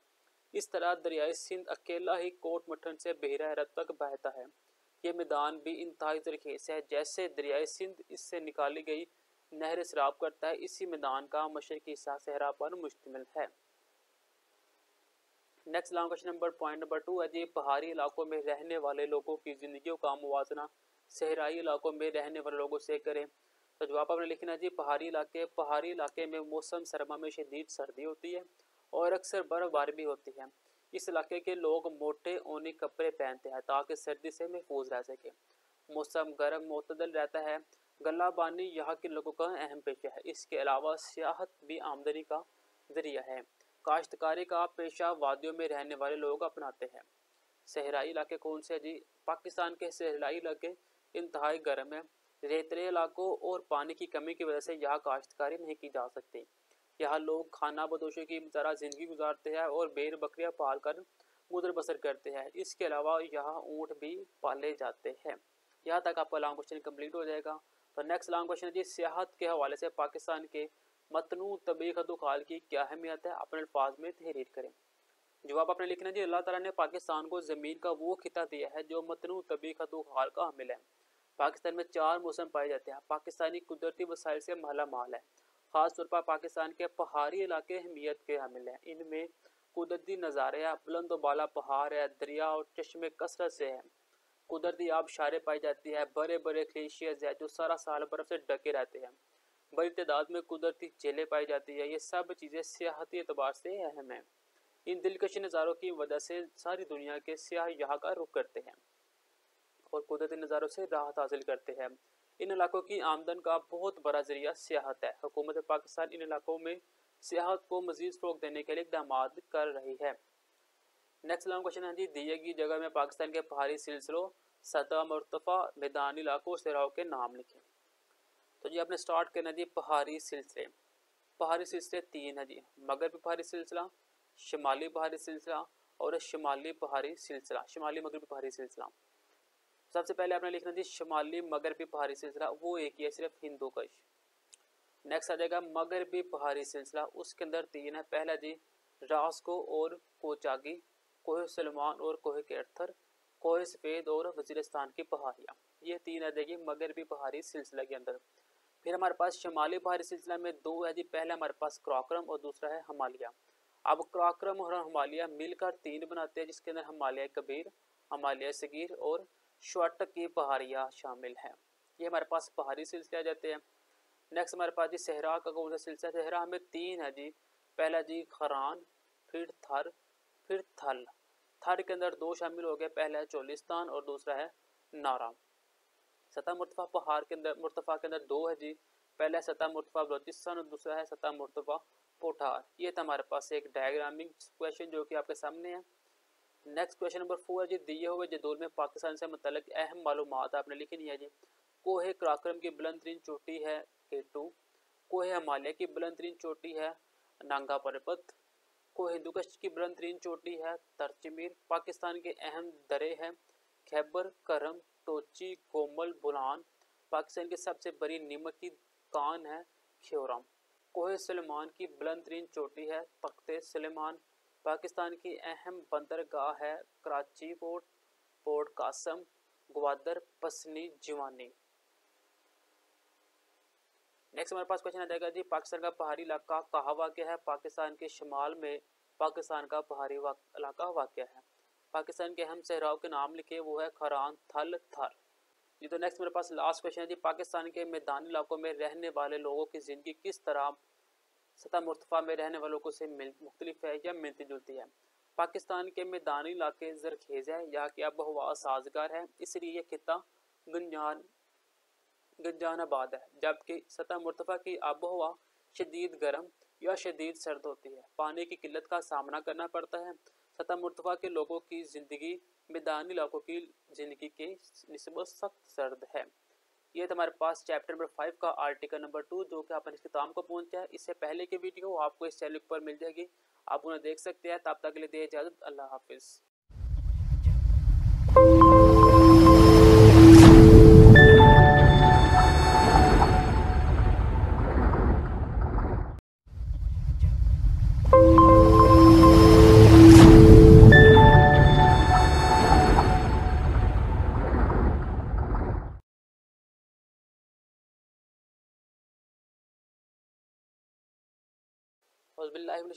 बिस्मिल्लाहिर्रहमानिर्रहीम। अस्सलाम वालेकुम स्टूडेंट्स, आज एक नई वीडियो के साथ आपके साथ हाजिर हुए हैं। आज की वीडियो के अंदर हम क्लास 5 चैप्टर नंबर 5 मौसम और आबोहवा मुतालिक पाकिस्तान का जो चैप्टर है उसे स्टार्ट करने जा रहे हैं, जिसके अंदर पहला क्वेश्चन है जी, मौसम किसे कहते हैं। किसी खास जगह और वक्त में इर्द गिर्द के माहौल की कैफियत को मौसम कहते हैं, यानी कि एक ऐसी जगह जहाँ पे आप रहते हैं और वहाँ पे कभी सर्दी और कभी गर्मी हो जाती है, तो ये क्या होता है कि मौसम की वजह से, मौसम के कोई कैफियत की वजह से होता है। आबोहवा से क्या मुराद है, जब किसी इलाके के माहौल की कैफियत ज़्यादा अरसे तक बरकरार रहे तो उसे आबोहवा कहते हैं। यानी कि अगर आप एक इलाके के अंदर रह रहे हैं और वहाँ पे आप कोई 6 माह 7 माह गर्मी ही रहती है, तो आप कहेंगे जो वहाँ की जो आबोहवा है वो गर्म है। नेक्स्ट हमारे पास शार्ट क्वेश्चन नंबर 3 है जी, कुदरती आफात क्या होती है, चंद मसाले दे। ऐसे कुदरती अवामिल और फितरती वाक़यात जो ना सिर्फ इंसानों की जानो माल बल्कि दूसरे जानदारों के लिए भी नुकसान का बायस हो, कुदरती आफात कहलाते हैं। मसलन गर्द गुबार, खुश्क साली, ज़लज़ले, तोदों का गिरना और सैलाब वगैरह। यानी कि एक ऐसा इलाका जहाँ पे आप लोग रहते हैं और वहाँ पे ज़लज़ले आते हैं, कभी सैलाब आ जाता है, तो वो क्या होगा, वो कुदरती आफात कहलाती है। इस चैप्टर के 3 क्वेश्चन थे शॉर्ट। नेक्स्ट लॉन्ग क्वेश्चन हमारे पास पहला है जी, सतह समंदर से बुलंदी, बहरी रुए और हवाओं का रुख किस तरह अब हवा पर असरअंदाज होते हैं। जवाब आपने लिखना जी, सतह समंदर से बुलंदी। जैसे जैसे हम बुलंदी की तरफ बढ़ते जाते हैं दर्जा हरारत कम होता जाता है। पहाड़ी इलाके सतह समंदर से बुलंद होते हैं, इसलिए पहाड़ी इलाकों की आबोहवा सर्द होती है। इसकी निस्बत मैदानी इलाकों की आबोहवा गर्म होती है। सतह समंदर से बुलंदी से क्या मुराद है, जुनी जुनी आप अपनी बुलंदी आप करते जाएंगे, ऊपर जाते जाएंगे पहाड़ों के ऊपर, तो वहाँ पे क्या होगी, जो हवा होगी वो ठंडी से ठंडी होनी शुरू हो जाएगी। नेक्स्ट हमारी बहरी रूहें, समंदर, बहर मीन्स पानी, समंदर में पानी के मुसलसल बहाव को बहरी रूह कहते हैं। आमतौर पर बहरी रूहें दो तरह की होती है, गर्म पानी की रूहें और ठंडे पानी की रूहें। आबोहवा पर असरात किया जी, गर्म पानी की रूह अपने साहली इलाकों का दर्जा ज्यादातर मुतदल कर देती है और ठंडे पानी की रूहें अपने साहली इलाकों का दर्जा हरारत कम कर देती है। नेक्स्ट हवाओं का रुख है जी, गर्म इलाकों से आने वाली हवाएं किसी इलाके के दर्जा हरारत में मजीद इजाफा करती हैं, जबकि ठंडे इलाकों से आने वाली हवाओं से दर्जा हरारत में कमी आती है। समंदरों से आने वाली हवाएं आमतौर पर बुखारा से भरपूर होती है, जो बाज़ औक़ात बारिश बरसने का बायस भी बनती है। हवाओं का रुख क्या जी, जब गर्म इलाकों से हवाएं ठंडे इलाकों की तरफ आती है तो फिर क्या होता है, जो बादल बने होते हैं वहाँ से क्या होता है, वहाँ पे बुखारात बनते हैं और बुखारात बनने से बारिश बन जाती है। ग्लोबल वार्मिंग से क्या मतलब इसके चंद असरात लिखे हैं जी। लॉन्ग क्वेश्चन है जी, ग्लोबल वार्मिंग क्या है जी, हमारी ज़मीन गैसों के गिलाफ में लिपटी हुई है, इसे कर्रा हवाई कहते हैं। सूरज की जब शुआएं गैसों के इस गिलाफ से गुजर कर ज़मीन तक पहुंचती है, इन शुआओं में से कुछ ज़मीन में जज़ब हो जाती है और कुछ वापस मुड़ जाती है। जब शुआएं वापस मुड़ती है तो फ़ज़ा में मौजूद कार्बन डाइऑक्साइड और दूसरी गैसों की वजह से ये शुआएं कर्रा हवाई के गिलाफ से बाहर नहीं निकल सकती। इसी तरह ये गैसें ज़मीन के दर्जा हरारत में इजाफे का बायस बनते हैं, इसे ग्रीन हाउस इफेक्ट कहते हैं और इन गैसों को ग्रीन हाउस गैसें भी कहा जाता है। ग्रीन हाउस इफेक्ट की वजह से ज़मीन के दर्जा हरारत में इजाफा ग्लोबल वार्मिंग कहलाता है। ठीक हो गया, ये हमारे पास लॉन्ग क्वेश्चन था। इसके असरात क्या थी, ग्लेशियर्स का पिघलना, समंदरों में पानी की सतह का बढ़ जाना, शदीद मौसमी कैफियत, जिल्द और सांस के अमराज में इजाफा। नेक्स्ट ये दिए हुए तस्वीर को अपने गौर से देखना है, ये सरगर्मी किस तरह आब व हवा पर असरअंदाज होती है, इसमें अपने चंद जुमले लिखने हैं।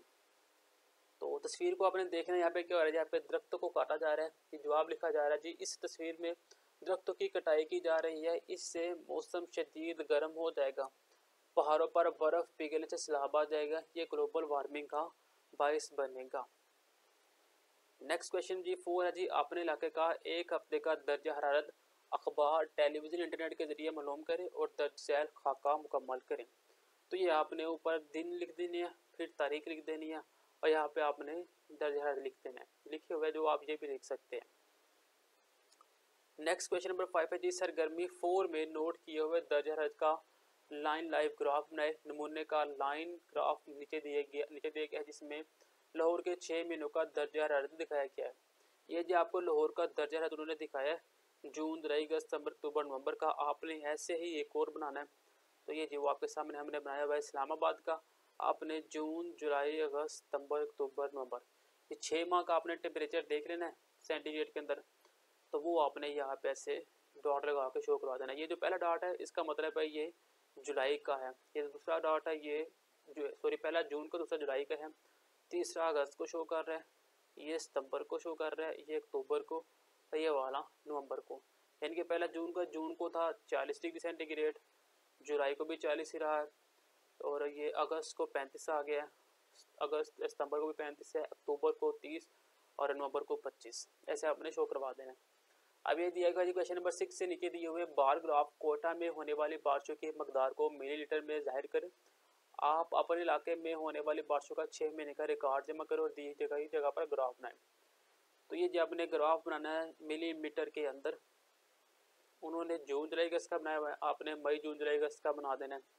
क्या हुआ जी, मई के अंदर 5 मिलीलीटर तक बारिशें हुई, जून में 10 तक हुई, जुलाई में 35 तक हुई, अगस्त में जी 25 तक हुई, सितंबर में हमारे पास 10 डिग्री सेंटीग्रेड तक हुई और अक्टूबर में भी 5 डिग्री सेंटीग्रेड 5 मिलीमीटर तक बारिश हुई है। ये आपने ऐसे शो करवा देना, ठीक है। नेक्स्ट सवाल दिया हुआ है जी, पाकिस्तान के पहाड़ी और मैदानी इलाकों के मौसम में क्या फ़र्क है।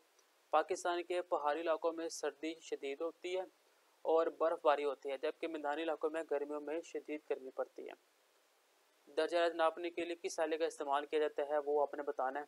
तो दर्जा हरारत नापने के लिए हम इसका इस्तेमाल करते हैं जिसे हम कहते हैं थर्मामीटर जी। तो ये था हमारे पास चैप्टर नंबर 5 का आर्टिकल नंबर 3 जो कि अपने इख्तिताम को पहुंच गया है। वीडियो अच्छी लगी हो तो लाइक, शेयर, कमेंट लाजमी कीजिएगा। तब तक के लिए दे इजाज़त, अल्लाह हाफिज़।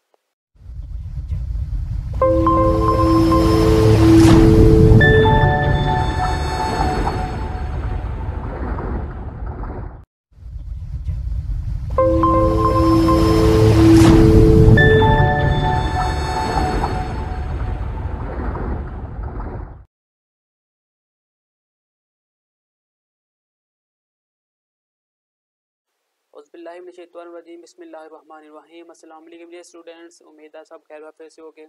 अल्लाह ताला से दुआ है कि अल्लाह ताला आप सबको अपने हिफ्ज़ ईमान में रखें। तो स्टूडेंट्स, आज की वीडियो के अंदर हम क्लास 5 चैप्टर नंबर 5 का आर्टिकल नंबर 4 जो कि लास्ट आर्टिकल है आबादी को स्टार्ट करने जा रहे हैं। इससे पहले सोशल स्टडी चैप्टर नंबर 5 तक जितनी भी वीडियो है वो आपको इस चैनल के ऊपर मिल जाएगी। आप इस चैनल को लाजमी विजिट कीजिएगा। तो चलते हैं हम अपनी वीडियो की जानिब। आबादी क्या है जी, शार्ट क्वेश्चन है पहला इसका, आबादी में इजाफे की शरह से क्या मुराद है। जवाब आपने लिखना जी, किसी मुल्क या इलाके की आबादी में सालाना इजाफा आबादी में इजाफे की शरह कहलाते हैं। यानी कि एक साल के अंदर कितने लोगों का इजाफा हुआ है उसको आपने काउंट करना है, वो बन जाएगी आबादी में इजाफे की शरह। शार्ट क्वेश्चन नंबर 2 है जी, आबादी की गुंजानियत किसे कहते हैं। एक मुरब्बा किलोमीटर रकबे में बसने वाले लोगों की तादाद को आबादी की गुंजानियत कहते हैं। यानी कि एक मुरब्बा किलोमीटर के अंदर जितने लोग रहते हैं वो उस आबादी की गुंजानियत यानी कि डेंसिटी पॉपुलेशन कहलाएगी। शार्ट क्वेश्चन नंबर 3 है जी, आबादी की गुंजानियत किस तरह मालूम की जा सकती है। अफराद की तादाद को कुल रकबे पर तकसीम करने से आबादी की गुंजानियत मालूम की जा सकती है। नेक्स्ट हमारे पास लॉन्ग क्वेश्चन है। लॉन्ग क्वेश्चन नंबर 1 है, ऐसे कौन से अवामिल है जो पाकिस्तान की आबादी में इजाफे का बायस बनते हैं। पाकिस्तान में आबादी की सालाना शरह काफ़ी ज़्यादा है। पाकिस्तान की आबादी में इजाफे की कई वजूहत है, जैसे शरह पैदाइश ज़्यादा है और शरह मुआत कम, जिसकी वजह से आबादी में इजाफा हो रहा है। जदीद तबी सहूलतों की वजह से भी आबादी बढ़ रही है। नेक्स्ट पॉइंट क्वेश्चन नंबर 2 है, लॉन्ग क्वेश्चन, आपकी जमात में तलबा की तादाद बढ़ने से आप किस तरह मुतासिर होगे। जवाब आपने लिखना जी, आबादी में इजाफा तलबा की कारकर्दगी को मुतासिर कर सकता है क्योंकि इन्हें तलीमी वसाइल और सहूलियात में कमी का सामना करना पड़ता है। जैसे एक उस्ताद और कई शागिर्द हो, इस तरह उस्ताद हर शागिर्द पर तवज्जो नहीं दे सकेगा। पॉइंट 2 लिखना है जी, तफरी सरगर्मियों में कमी आएगी क्योंकि खेल और दूसरी सरगर्मियों के लिए जगह और अशिया दोनों महदूद हो जाती है। इसलिए ज़रूरी है कि ज़्यादा आबादी के लिए वसाइल में भी इजाफा हो। इन वसाइल की कमी को पूरा करने के लिए हमें हुकूमत के साथ मिलकर काम करना होगा। नेक्स्ट हमारे पास लॉन्ग क्वेश्चन नंबर 3 है, आबादी बढ़ने से लोगों के मयार ज़िंदगी पर क्या असर पड़ता है। जवाब आपने लिखना चाहिए, आबादी बढ़ने से लोगों का मयार ज़िंदगी मुतासिर होता है। लोगों को रहाइश, खुराक, रोज़गार, तलीम, तफरी की सहूलत में से नहीं आ सकती। ये सारी सहूलियात मौजूद होती है, मगर जब आबादी में इजाफा हो जाता है तो हर एक को ये सहूलतें मुकम्मल तौर पर दस्तियाब नहीं होती। मिसाल के तौर पर एक डॉक्टर रोज़ाना 10 मरीज़ों का मुआयना बहुत अच्छी तरह करता है। आबादी के बढ़ने से उसके पास मरीजों की तादाद में भी इजाफा हो जाता है। अब इस डॉक्टर को 10 की बजाय 50 मरीजों का मुआयना करना पड़ता है। इसलिए वो अब तसल्ली के साथ हर मरीज़ का मुआयना नहीं कर सकेगा। इसलिए आबादी पर काबू पाना बहुत ज़रूरी है। नेक्स्ट क्वेश्चन है हमारे पास 3 है जी, लॉन्ग क्वेश्चन नंबर 3, अफराद की तादाद और ज़मीन के रकबे को देखते हुए आबादी की गुंजानियत आपने मालूम करनी है। अब पहले हम बलूचिस्तान का देखेंगे। बलूचिस्तान है जी, अफराद की तादाद लिखी हुई है आपके सामने और ज़मीन का रकबा आपके पास दिया हुआ है मुरब्बा किलोमीटर के अंदर, और आबादी की गुंजानियत आपने लिख देनी है। ऐसे ही पंजाब का आपने बताना है, पंजाब में अफराद की तादाद आपने लिखनी है, ज़मीन का रकबा बता देना है और आबादी की गुंजानियत बता देनी है। लॉन्ग क्वेश्चन नंबर 4 हो जाएगा जी, ज़्यादा गुंजान आबाद और कम गुंजान आबाद इलाकों की फहरिस्त बनाएं। ज़्यादा गुंजान आबाद ममालिक कौन से जी, वो है चीन और भारत। चीन और भारत के अंदर ज़्यादा गुंजान आबाद है और कम गुंजान आबाद ममालिक के अंदर है ग्रीनलैंड और ऑस्ट्रेलिया।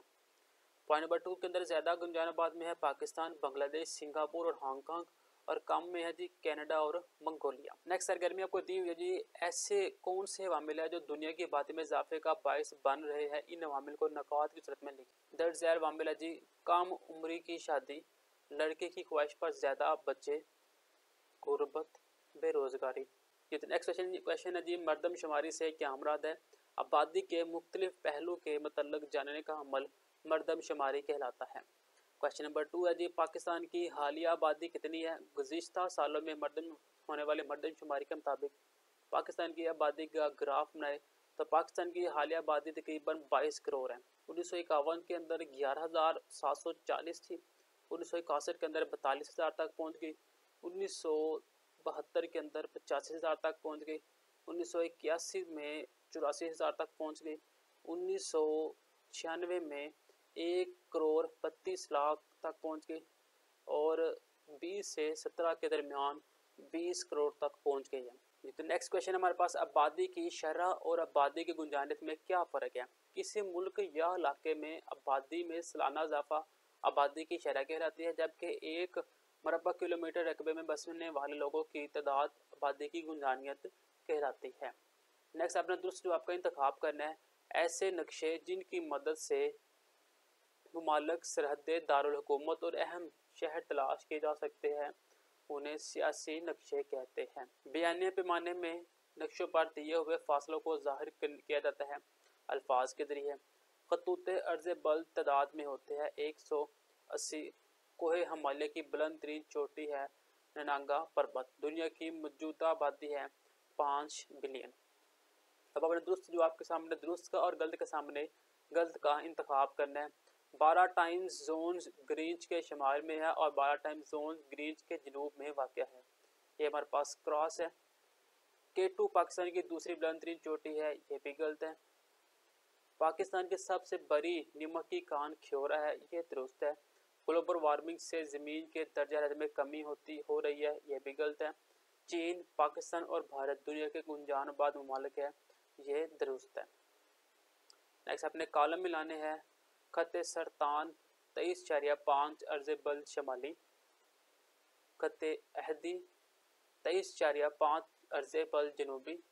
दायरा कुतुब जनूबी 66.5 अर्ज़ बल जनूबी और दायरा कुतुब शमाली 66.5 अर्ज़ बल शमाली। ये था हमारे पास चैप्टर नंबर 5 जो कि अपने इख्तिताम को पहुंच गया। इंशाल्लाह नेक्स्ट वीडियो के अंदर हम चैप्टर नंबर 6 को स्टार्ट करेंगे। वीडियो अच्छी लगी हो तो लाइक शेयर और कमेंट लाजमी कीजिएगा और किसी भी चीज़ के मतलब आपने पूछना तो आप कमेंट बॉक्स में लाजमी कमेंट कर दीजिएगा। मैं आपको इसका जल्द से जल्द रिप्लाई करूँगा। तब तक के लिए इजाज़त, अल्लाह हाफिज़।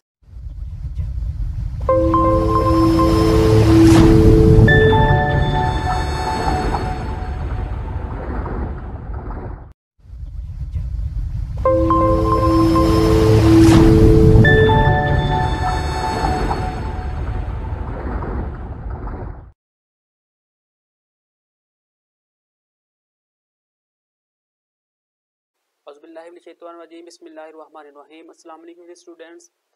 आज की वीडियो के अंदर हम क्लास 5 मुताला पाकिस्तान का चैप्टर नंबर 6 माशियात का आर्टिकल नंबर 1 माशियात को स्टार्ट करने जा रहे हैं। जिसके अंदर पहला क्वेश्चन है जी, अवामी निजी अशिया और खिदमत में क्या फ़र्क है? किसी भी मुल्क में हुकूमत की अपने शहरियों को जो सहूलियात फ्राहम करती है वो अवामी अशिया और खिदमत कहलाते हैं, और निजी अशिया और खिदमत वो होती है जो किसी शख्स की ज़ाती मलकियत हो। यानी कि हुकूमत की तरफ से अवाम को कोई रिलीफ मिलना, ये होगा हुकूमत की तरफ से अवामी अशियाई खिदमत। और अगर कोई इंसान, कोई बंदा खुद गरीब अवाम की मदद करता है, वो होगा शख्स की ज़ाती मलकियत। सवाल नंबर 2 है जी, हुकूमत टैक्स क्यों लेती है? अवामी अशिया और खिदमत मुहैया करने के लिए हुकूमत को पैसों की ज़रूरत होती है। हुकूमत ये पैसे टैक्स के ज़रिए लोगों से लेती है। यानी कि अगर हुकूमत ने कोई चीज़ एक शहर से दूसरे शहर में से मंगवानी है तो उसके लिए जो पैसे वगैरह लगते हैं, जो खर्चा आता है, तो वो टैक्स लगता है, वो टैक्स कहलाता है, वो फिर लोगों से लिया जाता है। क्वेश्चन नंबर 3, पाकिस्तान के अहम ज़राए नकलो हमल कौन से है? तो पाकिस्तान के अहम ज़राए नकलो हमल के अंदर शहराई ट्रांसपोर्ट, रेलगाड़ियाँ, हवाई जहाज़ और बहरी जहाज़ शामिल हैं। ये 3-4 क्वेश्चन थे। नेक्स्ट लॉन्ग क्वेश्चन नंबर 1 है, अफरात ज़र किसे कहते हैं? नीज़ अफरात ज़र की अक़साम को मिसालों से वाज़िया करें। जवाब आपने लिखना थी, अशिया व खिदमात की कीमतों में मुसलसल इजाफे की शरह को अफरात ज़र कहते हैं। अफरात ज़र की बुनियादी वजह करेंसी की कदर में कमी है। करेंसी की कदर अशिया व खिदमत की मालियत से हासिल की जाती है। अफरात ज़र की अक़साम 2 है जी। पहला जी, लागत बढ़ने का अफरात ज़र। किसी चीज़ की तैयारी पर आने वाले खर्च को लागत कहते हैं। यानी कि कोई चीज़ आपने तैयार की है ना, उसके ऊपर जितना खर्चा है वो क्या होगी? वो कास्ट, वो लागत कहलाएगी। इस किस्म का अफरात ज़र इस वक्त पैदा होता है जब अशिया की लागत बढ़ जाती है। मिसाल के तौर पर आपका साइकिल बनाने का कारखाना है, आप साइकिल बनाने के लिए प्लास्टिक और स्टील का इस्तेमाल करते हैं। अगर इनकी कीमतों में इजाफा हो जाएगा तो साइकिल की कीमत खुद ब खुद बढ़ जाएगी। नेक्स्ट है जी, तलब बढ़ाने का अफरात ज़र। किसी चीज़ को खरीदने का इरादा और खरीदने की कुव्वत को तलब कहते हैं, डिमांड। यानी कि इस किस्म का अफरात ज़र तब पैदा होता है जब तलब के मुकाबले में अशिया कम हो। मिसाल के तौर पर आप कंप्यूटर खरीदने बाजार जाते हैं, बाजार में सिर्फ 10 कंप्यूटर है और ख़रीदार 20 है, तो दुकानदार आपसे ज़्यादा कीमत तलब करेगा। अगर आप कंप्यूटर खरीदने के लिए उसकी असल कीमत से ज़्यादा कीमत देने पर भी राज़ी हो जाते हैं तो ये जो तलब होगी वो इजाफे की वजह से पैदा होने वाले अफरात ज़र होगा। ठीक हो गया। नेक्स्ट लॉन्ग क्वेश्चन नंबर 2 है जी, किल्लत से क्या मुराद है और ये क्यों पैदा होती है, नीज इस पर कैसे काबू पाया जा सकता है। किल्लत का मतलब है लोगों की तलब के मुकाबले में अशिया का में दो हो जाना, यानी कि अभी जो ऊपर हमने एग्जांपल दी है कि 10 लैपटॉप है और लेने वाले 20 है, अब चीज़ें कम है और खरीदने वाले ज़्यादा है, तो क्या होगी, कंप्यूटर की किल्लत होगी। किल्लत पैदा होने की वजूहत क्या जी, कुदरती आफात की वजह से फसलों का नुकसान पहुँचना, मौसम की तब्दीली या खराब की वजह से भी फसलों की पैदावार कम हो जाती है, इससे खुराक और खाम माल की फ्राहमी मुतासर होती है। बिजली और गैस की किल्लत की वजह से फैक्ट्रियों में अशिया बर वक्त तैयार नहीं हो सकती, ज़ख़ीरा अंदोज़ी भी किल्लत की बड़ी वजह है। अब इस पर काबू कैसे पाया जा सकता है जी, बिजली गैस और तवानाई के ज़रिए को तरक्की दी जाए, यानी कि बिजली ना जाए, गैस पर वक्त आए, ज़ख़ीरा अंदोज़ों के खिलाफ सख्त कार्रवाई की जाए कि जो माल बनता जाता है लोग उसे बाहर नहीं बेचते, अपने पास महफूज कर लेते हैं कि हम बाद में ज़्यादा पैसे बेच देंगे, इनके खिलाफ सख्त एक्शन लिया जाए, बुनियादी ज़रूरियात की फ्राहमी को यकीनी बनाया जाए। नेक्स्ट लॉन्ग क्वेश्चन नंबर 3 है, पाकिस्तान की चंद अहम दरामदात और बरामदात के नाम लिखो, किन ममालिक को बरामद और दरामद की जाती हैं। दरामद जी, दरामद की तरह हम पहले लिखेंगे पेट्रोलियम मसनूआत, खुर्दनी तेल, मशीनरी, लोहा, लोहे से बनी अशिया, अद्वियात, केमिकल्स, खाद्य, दफाई साजो सामान, गज़ाई अजनास, गाड़ियाँ और हवाई जहाज़। अब ममालिक कौन कौन से किससे लेते हैं, चीन, अमेरिका, जापान, मुत्तहदा अरब अमारात, कुवैत और यूरोपीय ममालिक से। अब बरामदात क्या होता है, बरामदा जो हम चीज़ें बेचते हैं किसको, सूती कपड़ा, सूती धागा, तैयार कपड़े, बिस्तर की चादरें, पर्दे, चावल, चमड़े का इस्तेमाल, खेलों का सामान, आलात जराही, कटली, फल। किन को बेचते हैं हम, ये अमेरिका को, चीन को, मुत्तहदा अरब अमारात को, सऊदी अरब को और यूरोपीय ममालिक को। सरगर्मी दी हुई जी, सरगर्मी नंबर 1 है, पाकिस्तान की अहम शाहराहों, हवाई अड्डों और बंदरगाहों की फहरिस्त बनाएं। शाहराह कौन सा जी, नेशनल हाईवे NS यानी कि मोटरवे। हवाई अड्डे कौन से है, जनाह इंटरनेशनल एयरपोर्ट कराची, अल्लामा इकबाल इंटरनेशनल एयरपोर्ट लाहौर। बंदरगाह कौन सी है, कराची पोर्ट, बिन कासम, ग्वादर पोर्ट। सरगर्मी नंबर 2 आ जाएगी, खिदमात फ्राहम करने वाले चंद पेशों की फहरिस्त तैयार करें, नीज़ बताए कि आप इनमें से कौन सा पेशा इख्तियार करना चाहेंगे और क्यों। खिदमात फ्राहम करने वाले पेशी है उस्ताद, डॉक्टर, मुलाजम, पुलिस, फौजी, हजाम, मोची और वकील वगैरह। मैं इनमें से उस्ताद यानी कि तदरीस का पेशा इख्तियार करूँगा, क्योंकि ये पेशा अम्बिया का पेशा है, हमारे नबी सल्लल्लाहु अलैहि वसल्लम भी मुअल्लम थे। नेक्स्ट क्वेश्चन जी, अशिया और खिदमत में क्या फ़र्क है। अपने इर्द गिर्द मौजूद अशिया और दो खिदमत के नाम बताएं। अशिया कौन सी है, वो अनाज और किताब। खिदमत क्या है जी, हस्पतालों की मदद से और स्कूल की मदद से। ज़र मुबादला किसे कहते हैं, दूसरे ममालिक को अपनी अशिया फ़रोख्त करके जो आमदनी हासिल होती है उसे ज़र मुबादला कहते हैं। बरामदात को बढ़ाने और दरामदात को कम करने के लिए हुकूमत को क्या इकदाम करने चाहिए, वो इकदाम दर्ज झैल जी। पहले जी, मुल्क की पैदावार में इजाफा हो, अशिया का मयार बुलंद किया जाए, लोगों को मुल्क की अशिया इस्तेमाल करने की तरगीब दी जाए, सन्नतकारों को सहूलतें फ्राहम की जाए, सिर्फ ज़रूरी अशिया को दरामद किया जाए। नेक्स्ट मेरे पास लास्ट क्वेश्चन है जी, आप कौन कौन सी अवामी अशिया और खिदमात से फ़ायदा उठाते हैं, वो दर्ज है जी, सड़कें, बिजली, साफ़ पानी, गैस, ज़राए नकुल हमल वगैरह। और मैं दर्ज झैल अवामी खिदमत से भी फ़ायदा उठाता हूँ, सरकारी स्कूल, सरकारी अस्पताल, डाकखाना और फौज वगैरह। ये तो हमारे पास चैप्टर नंबर 6 का आर्टिकल नंबर 1 जो कि अपने इख्तिताम को पहुँचा है। इंशाल्लाह नेक्स्ट वीडियो को हम इसका सेकंड आर्टिकल स्टार्ट करेंगे, तब तक ले दिया इजाज़त, खुदा निगहबान।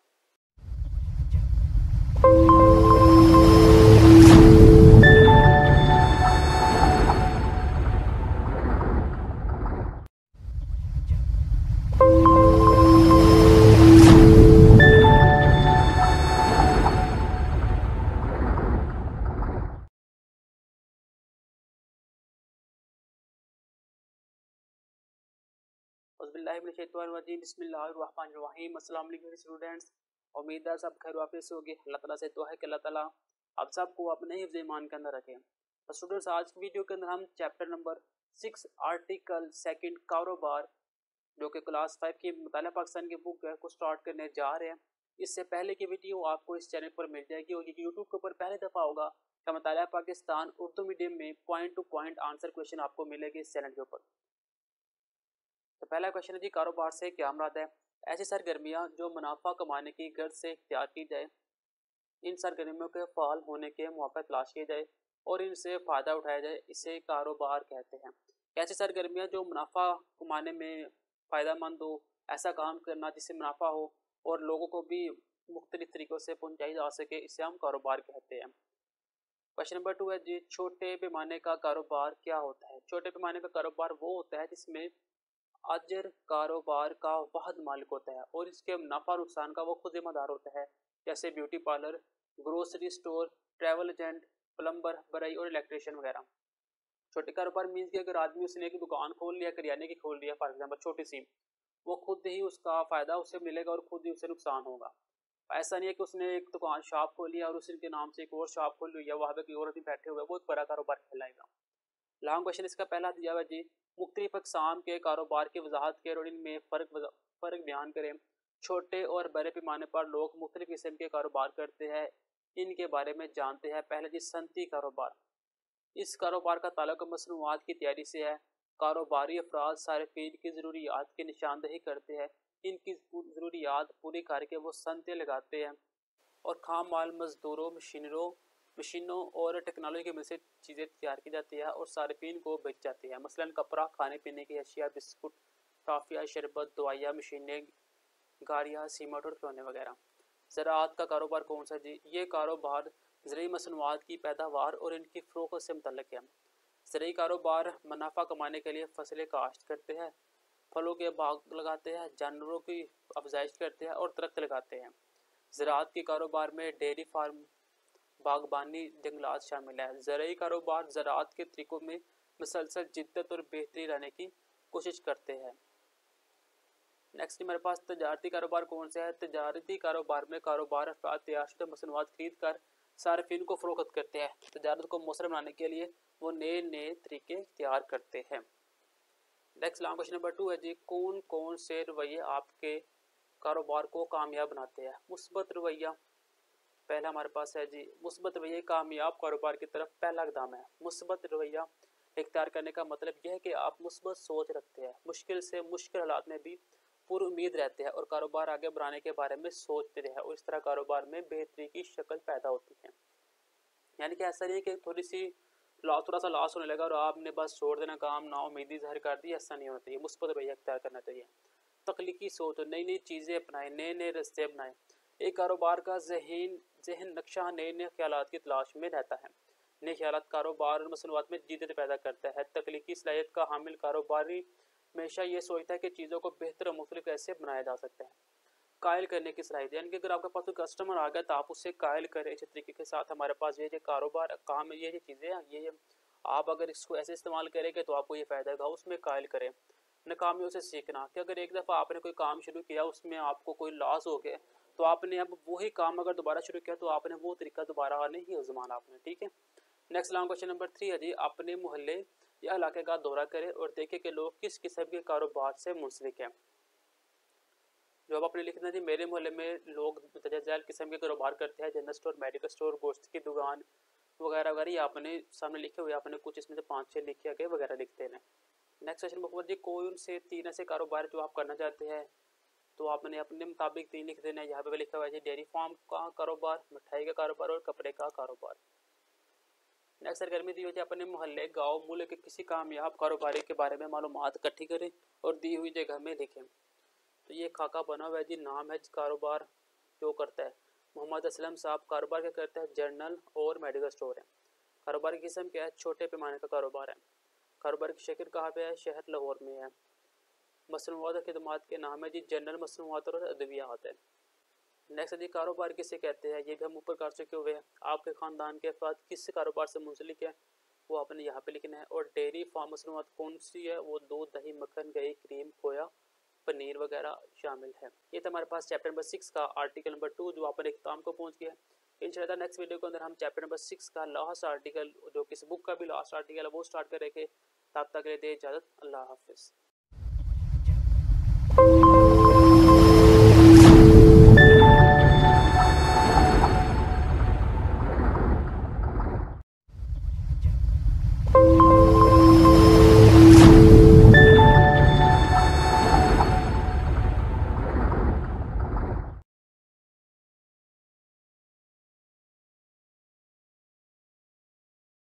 औज़ुबिल्लाहिमिनश्शैतानिर्रजीम बिस्मिल्लाहिर्रहमानिर्रहीम। अस्सलाम वालेकुम स्टूडेंट्स, उम्मीद आप सब खैर आफियत से होंगे। अल्लाह ताला से दुआ है कि अल्लाह ताला आप सबको अपने हिफ्ज़ ईमान में रखे।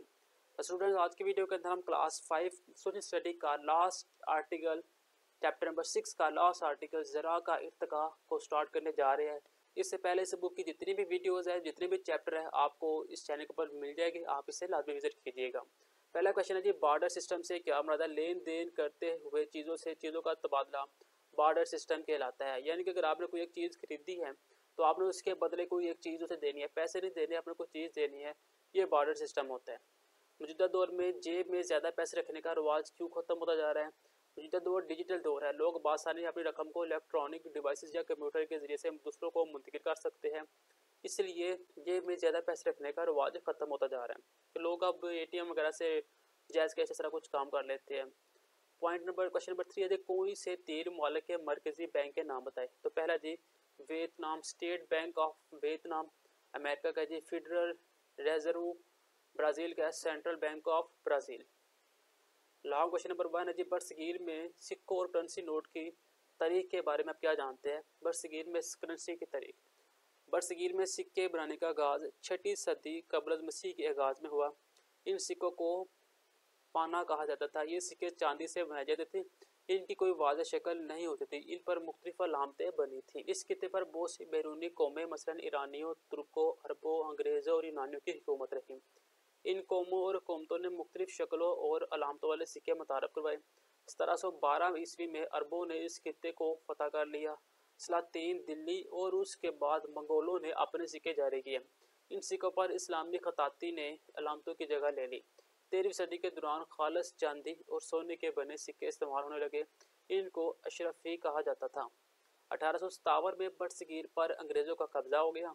अंग्रेज़ों ने चांदी, कांसे और निकल के सिक्के जारी किए, इनमें रुपया और आना शामिल थे। इन सिक्कों पर बरतानिया के शाही हुक्मरानों की तस्वीर बनी थी। इस दौर में रुपये को सरकारी करेंसी नोट बना दिया गया। लॉन्ग क्वेश्चन नंबर 2 है जी, लोगों की ज़िंदगी में बैंकों का क्या किरदार है? बैंक एक माली और तजारती इदारा है। यहाँ लोग अपनी ज़रूरियात पूरी करने के बाद ज़्यादा रकम महफूज करवाते हैं। लोग बैंकों में खाता खुलवाते हैं और अपनी रकम जमा करवा देते हैं। इसके अलावा ताजर, सनतकार, काश्तकार, ज़रूरतमंद अफराद बैंक से कर्ज लेते हैं।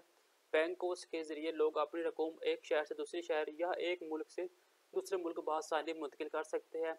सुई, गैस, बिजली, टेलीफोन के बिलों की अदायगी भी बैंकों के ज़रिए होती है। हज और उम्रा की दरख्वास्त भी बैंकों के जरिए करवाई जाती है। बैंक में लोग लॉकर्स में अपने जेवरात और अहम कागजात महफूज कर सकते हैं।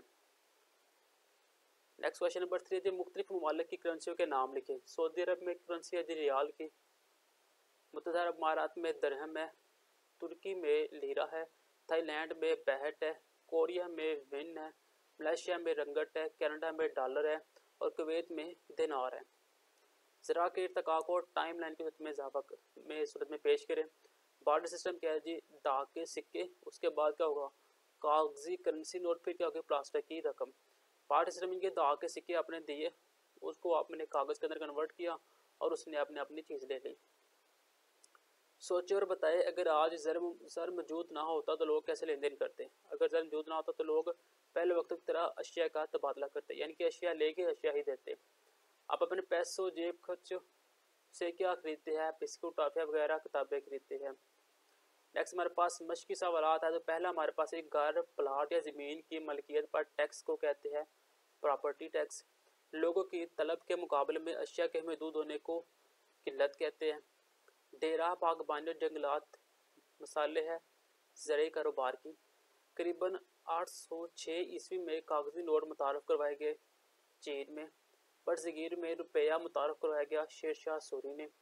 दुरुस्त जवाब के सामने दुरुस्त और गलती के सामने क्रॉस का निशान लगाना है। सरकारी स्कूल, डाकखाना, स्टेट बैंक निजी खिदमत में शामिल है, ये गलत है। अशिया और खिदमत की कीमतों में मुसलसल इजाफे को किल्लत कहते हैं। सनती कारोबार को ताल्लुक मसनूआत की तैयारी है। मुस्बत रवैया एक कामयाब कारोबार की तरफ पहला कदम है। दाद के सिक्के चीन ने मुतारफ़ करवाए, ये दुरुस्त है। निजी अशिया और खिदमत किसी शख्स की ज़ाती मलकियत होती है। सारफ मसनूआत या खिदमत खरीदने वाले को कहते हैं। स्टेट बैंक मुल्क का मरकजी बैंक होता है। कारोबारी मुनाफा कमाने के लिए अपने कारोबार करने वाले को कहते हैं। जी तो ये था हमारे पास चैप्टर नंबर 6, यानी कि इस बुक का लास्ट चैप्टर जो कि अपने इख्तिताम को पहुंचा है। वीडियो अच्छी लगी हो तो लाइक शेयर कमेंट लाजमी कीजिएगा। तब तक के लिए दे इजाज़त, अल्लाह हाफिज़।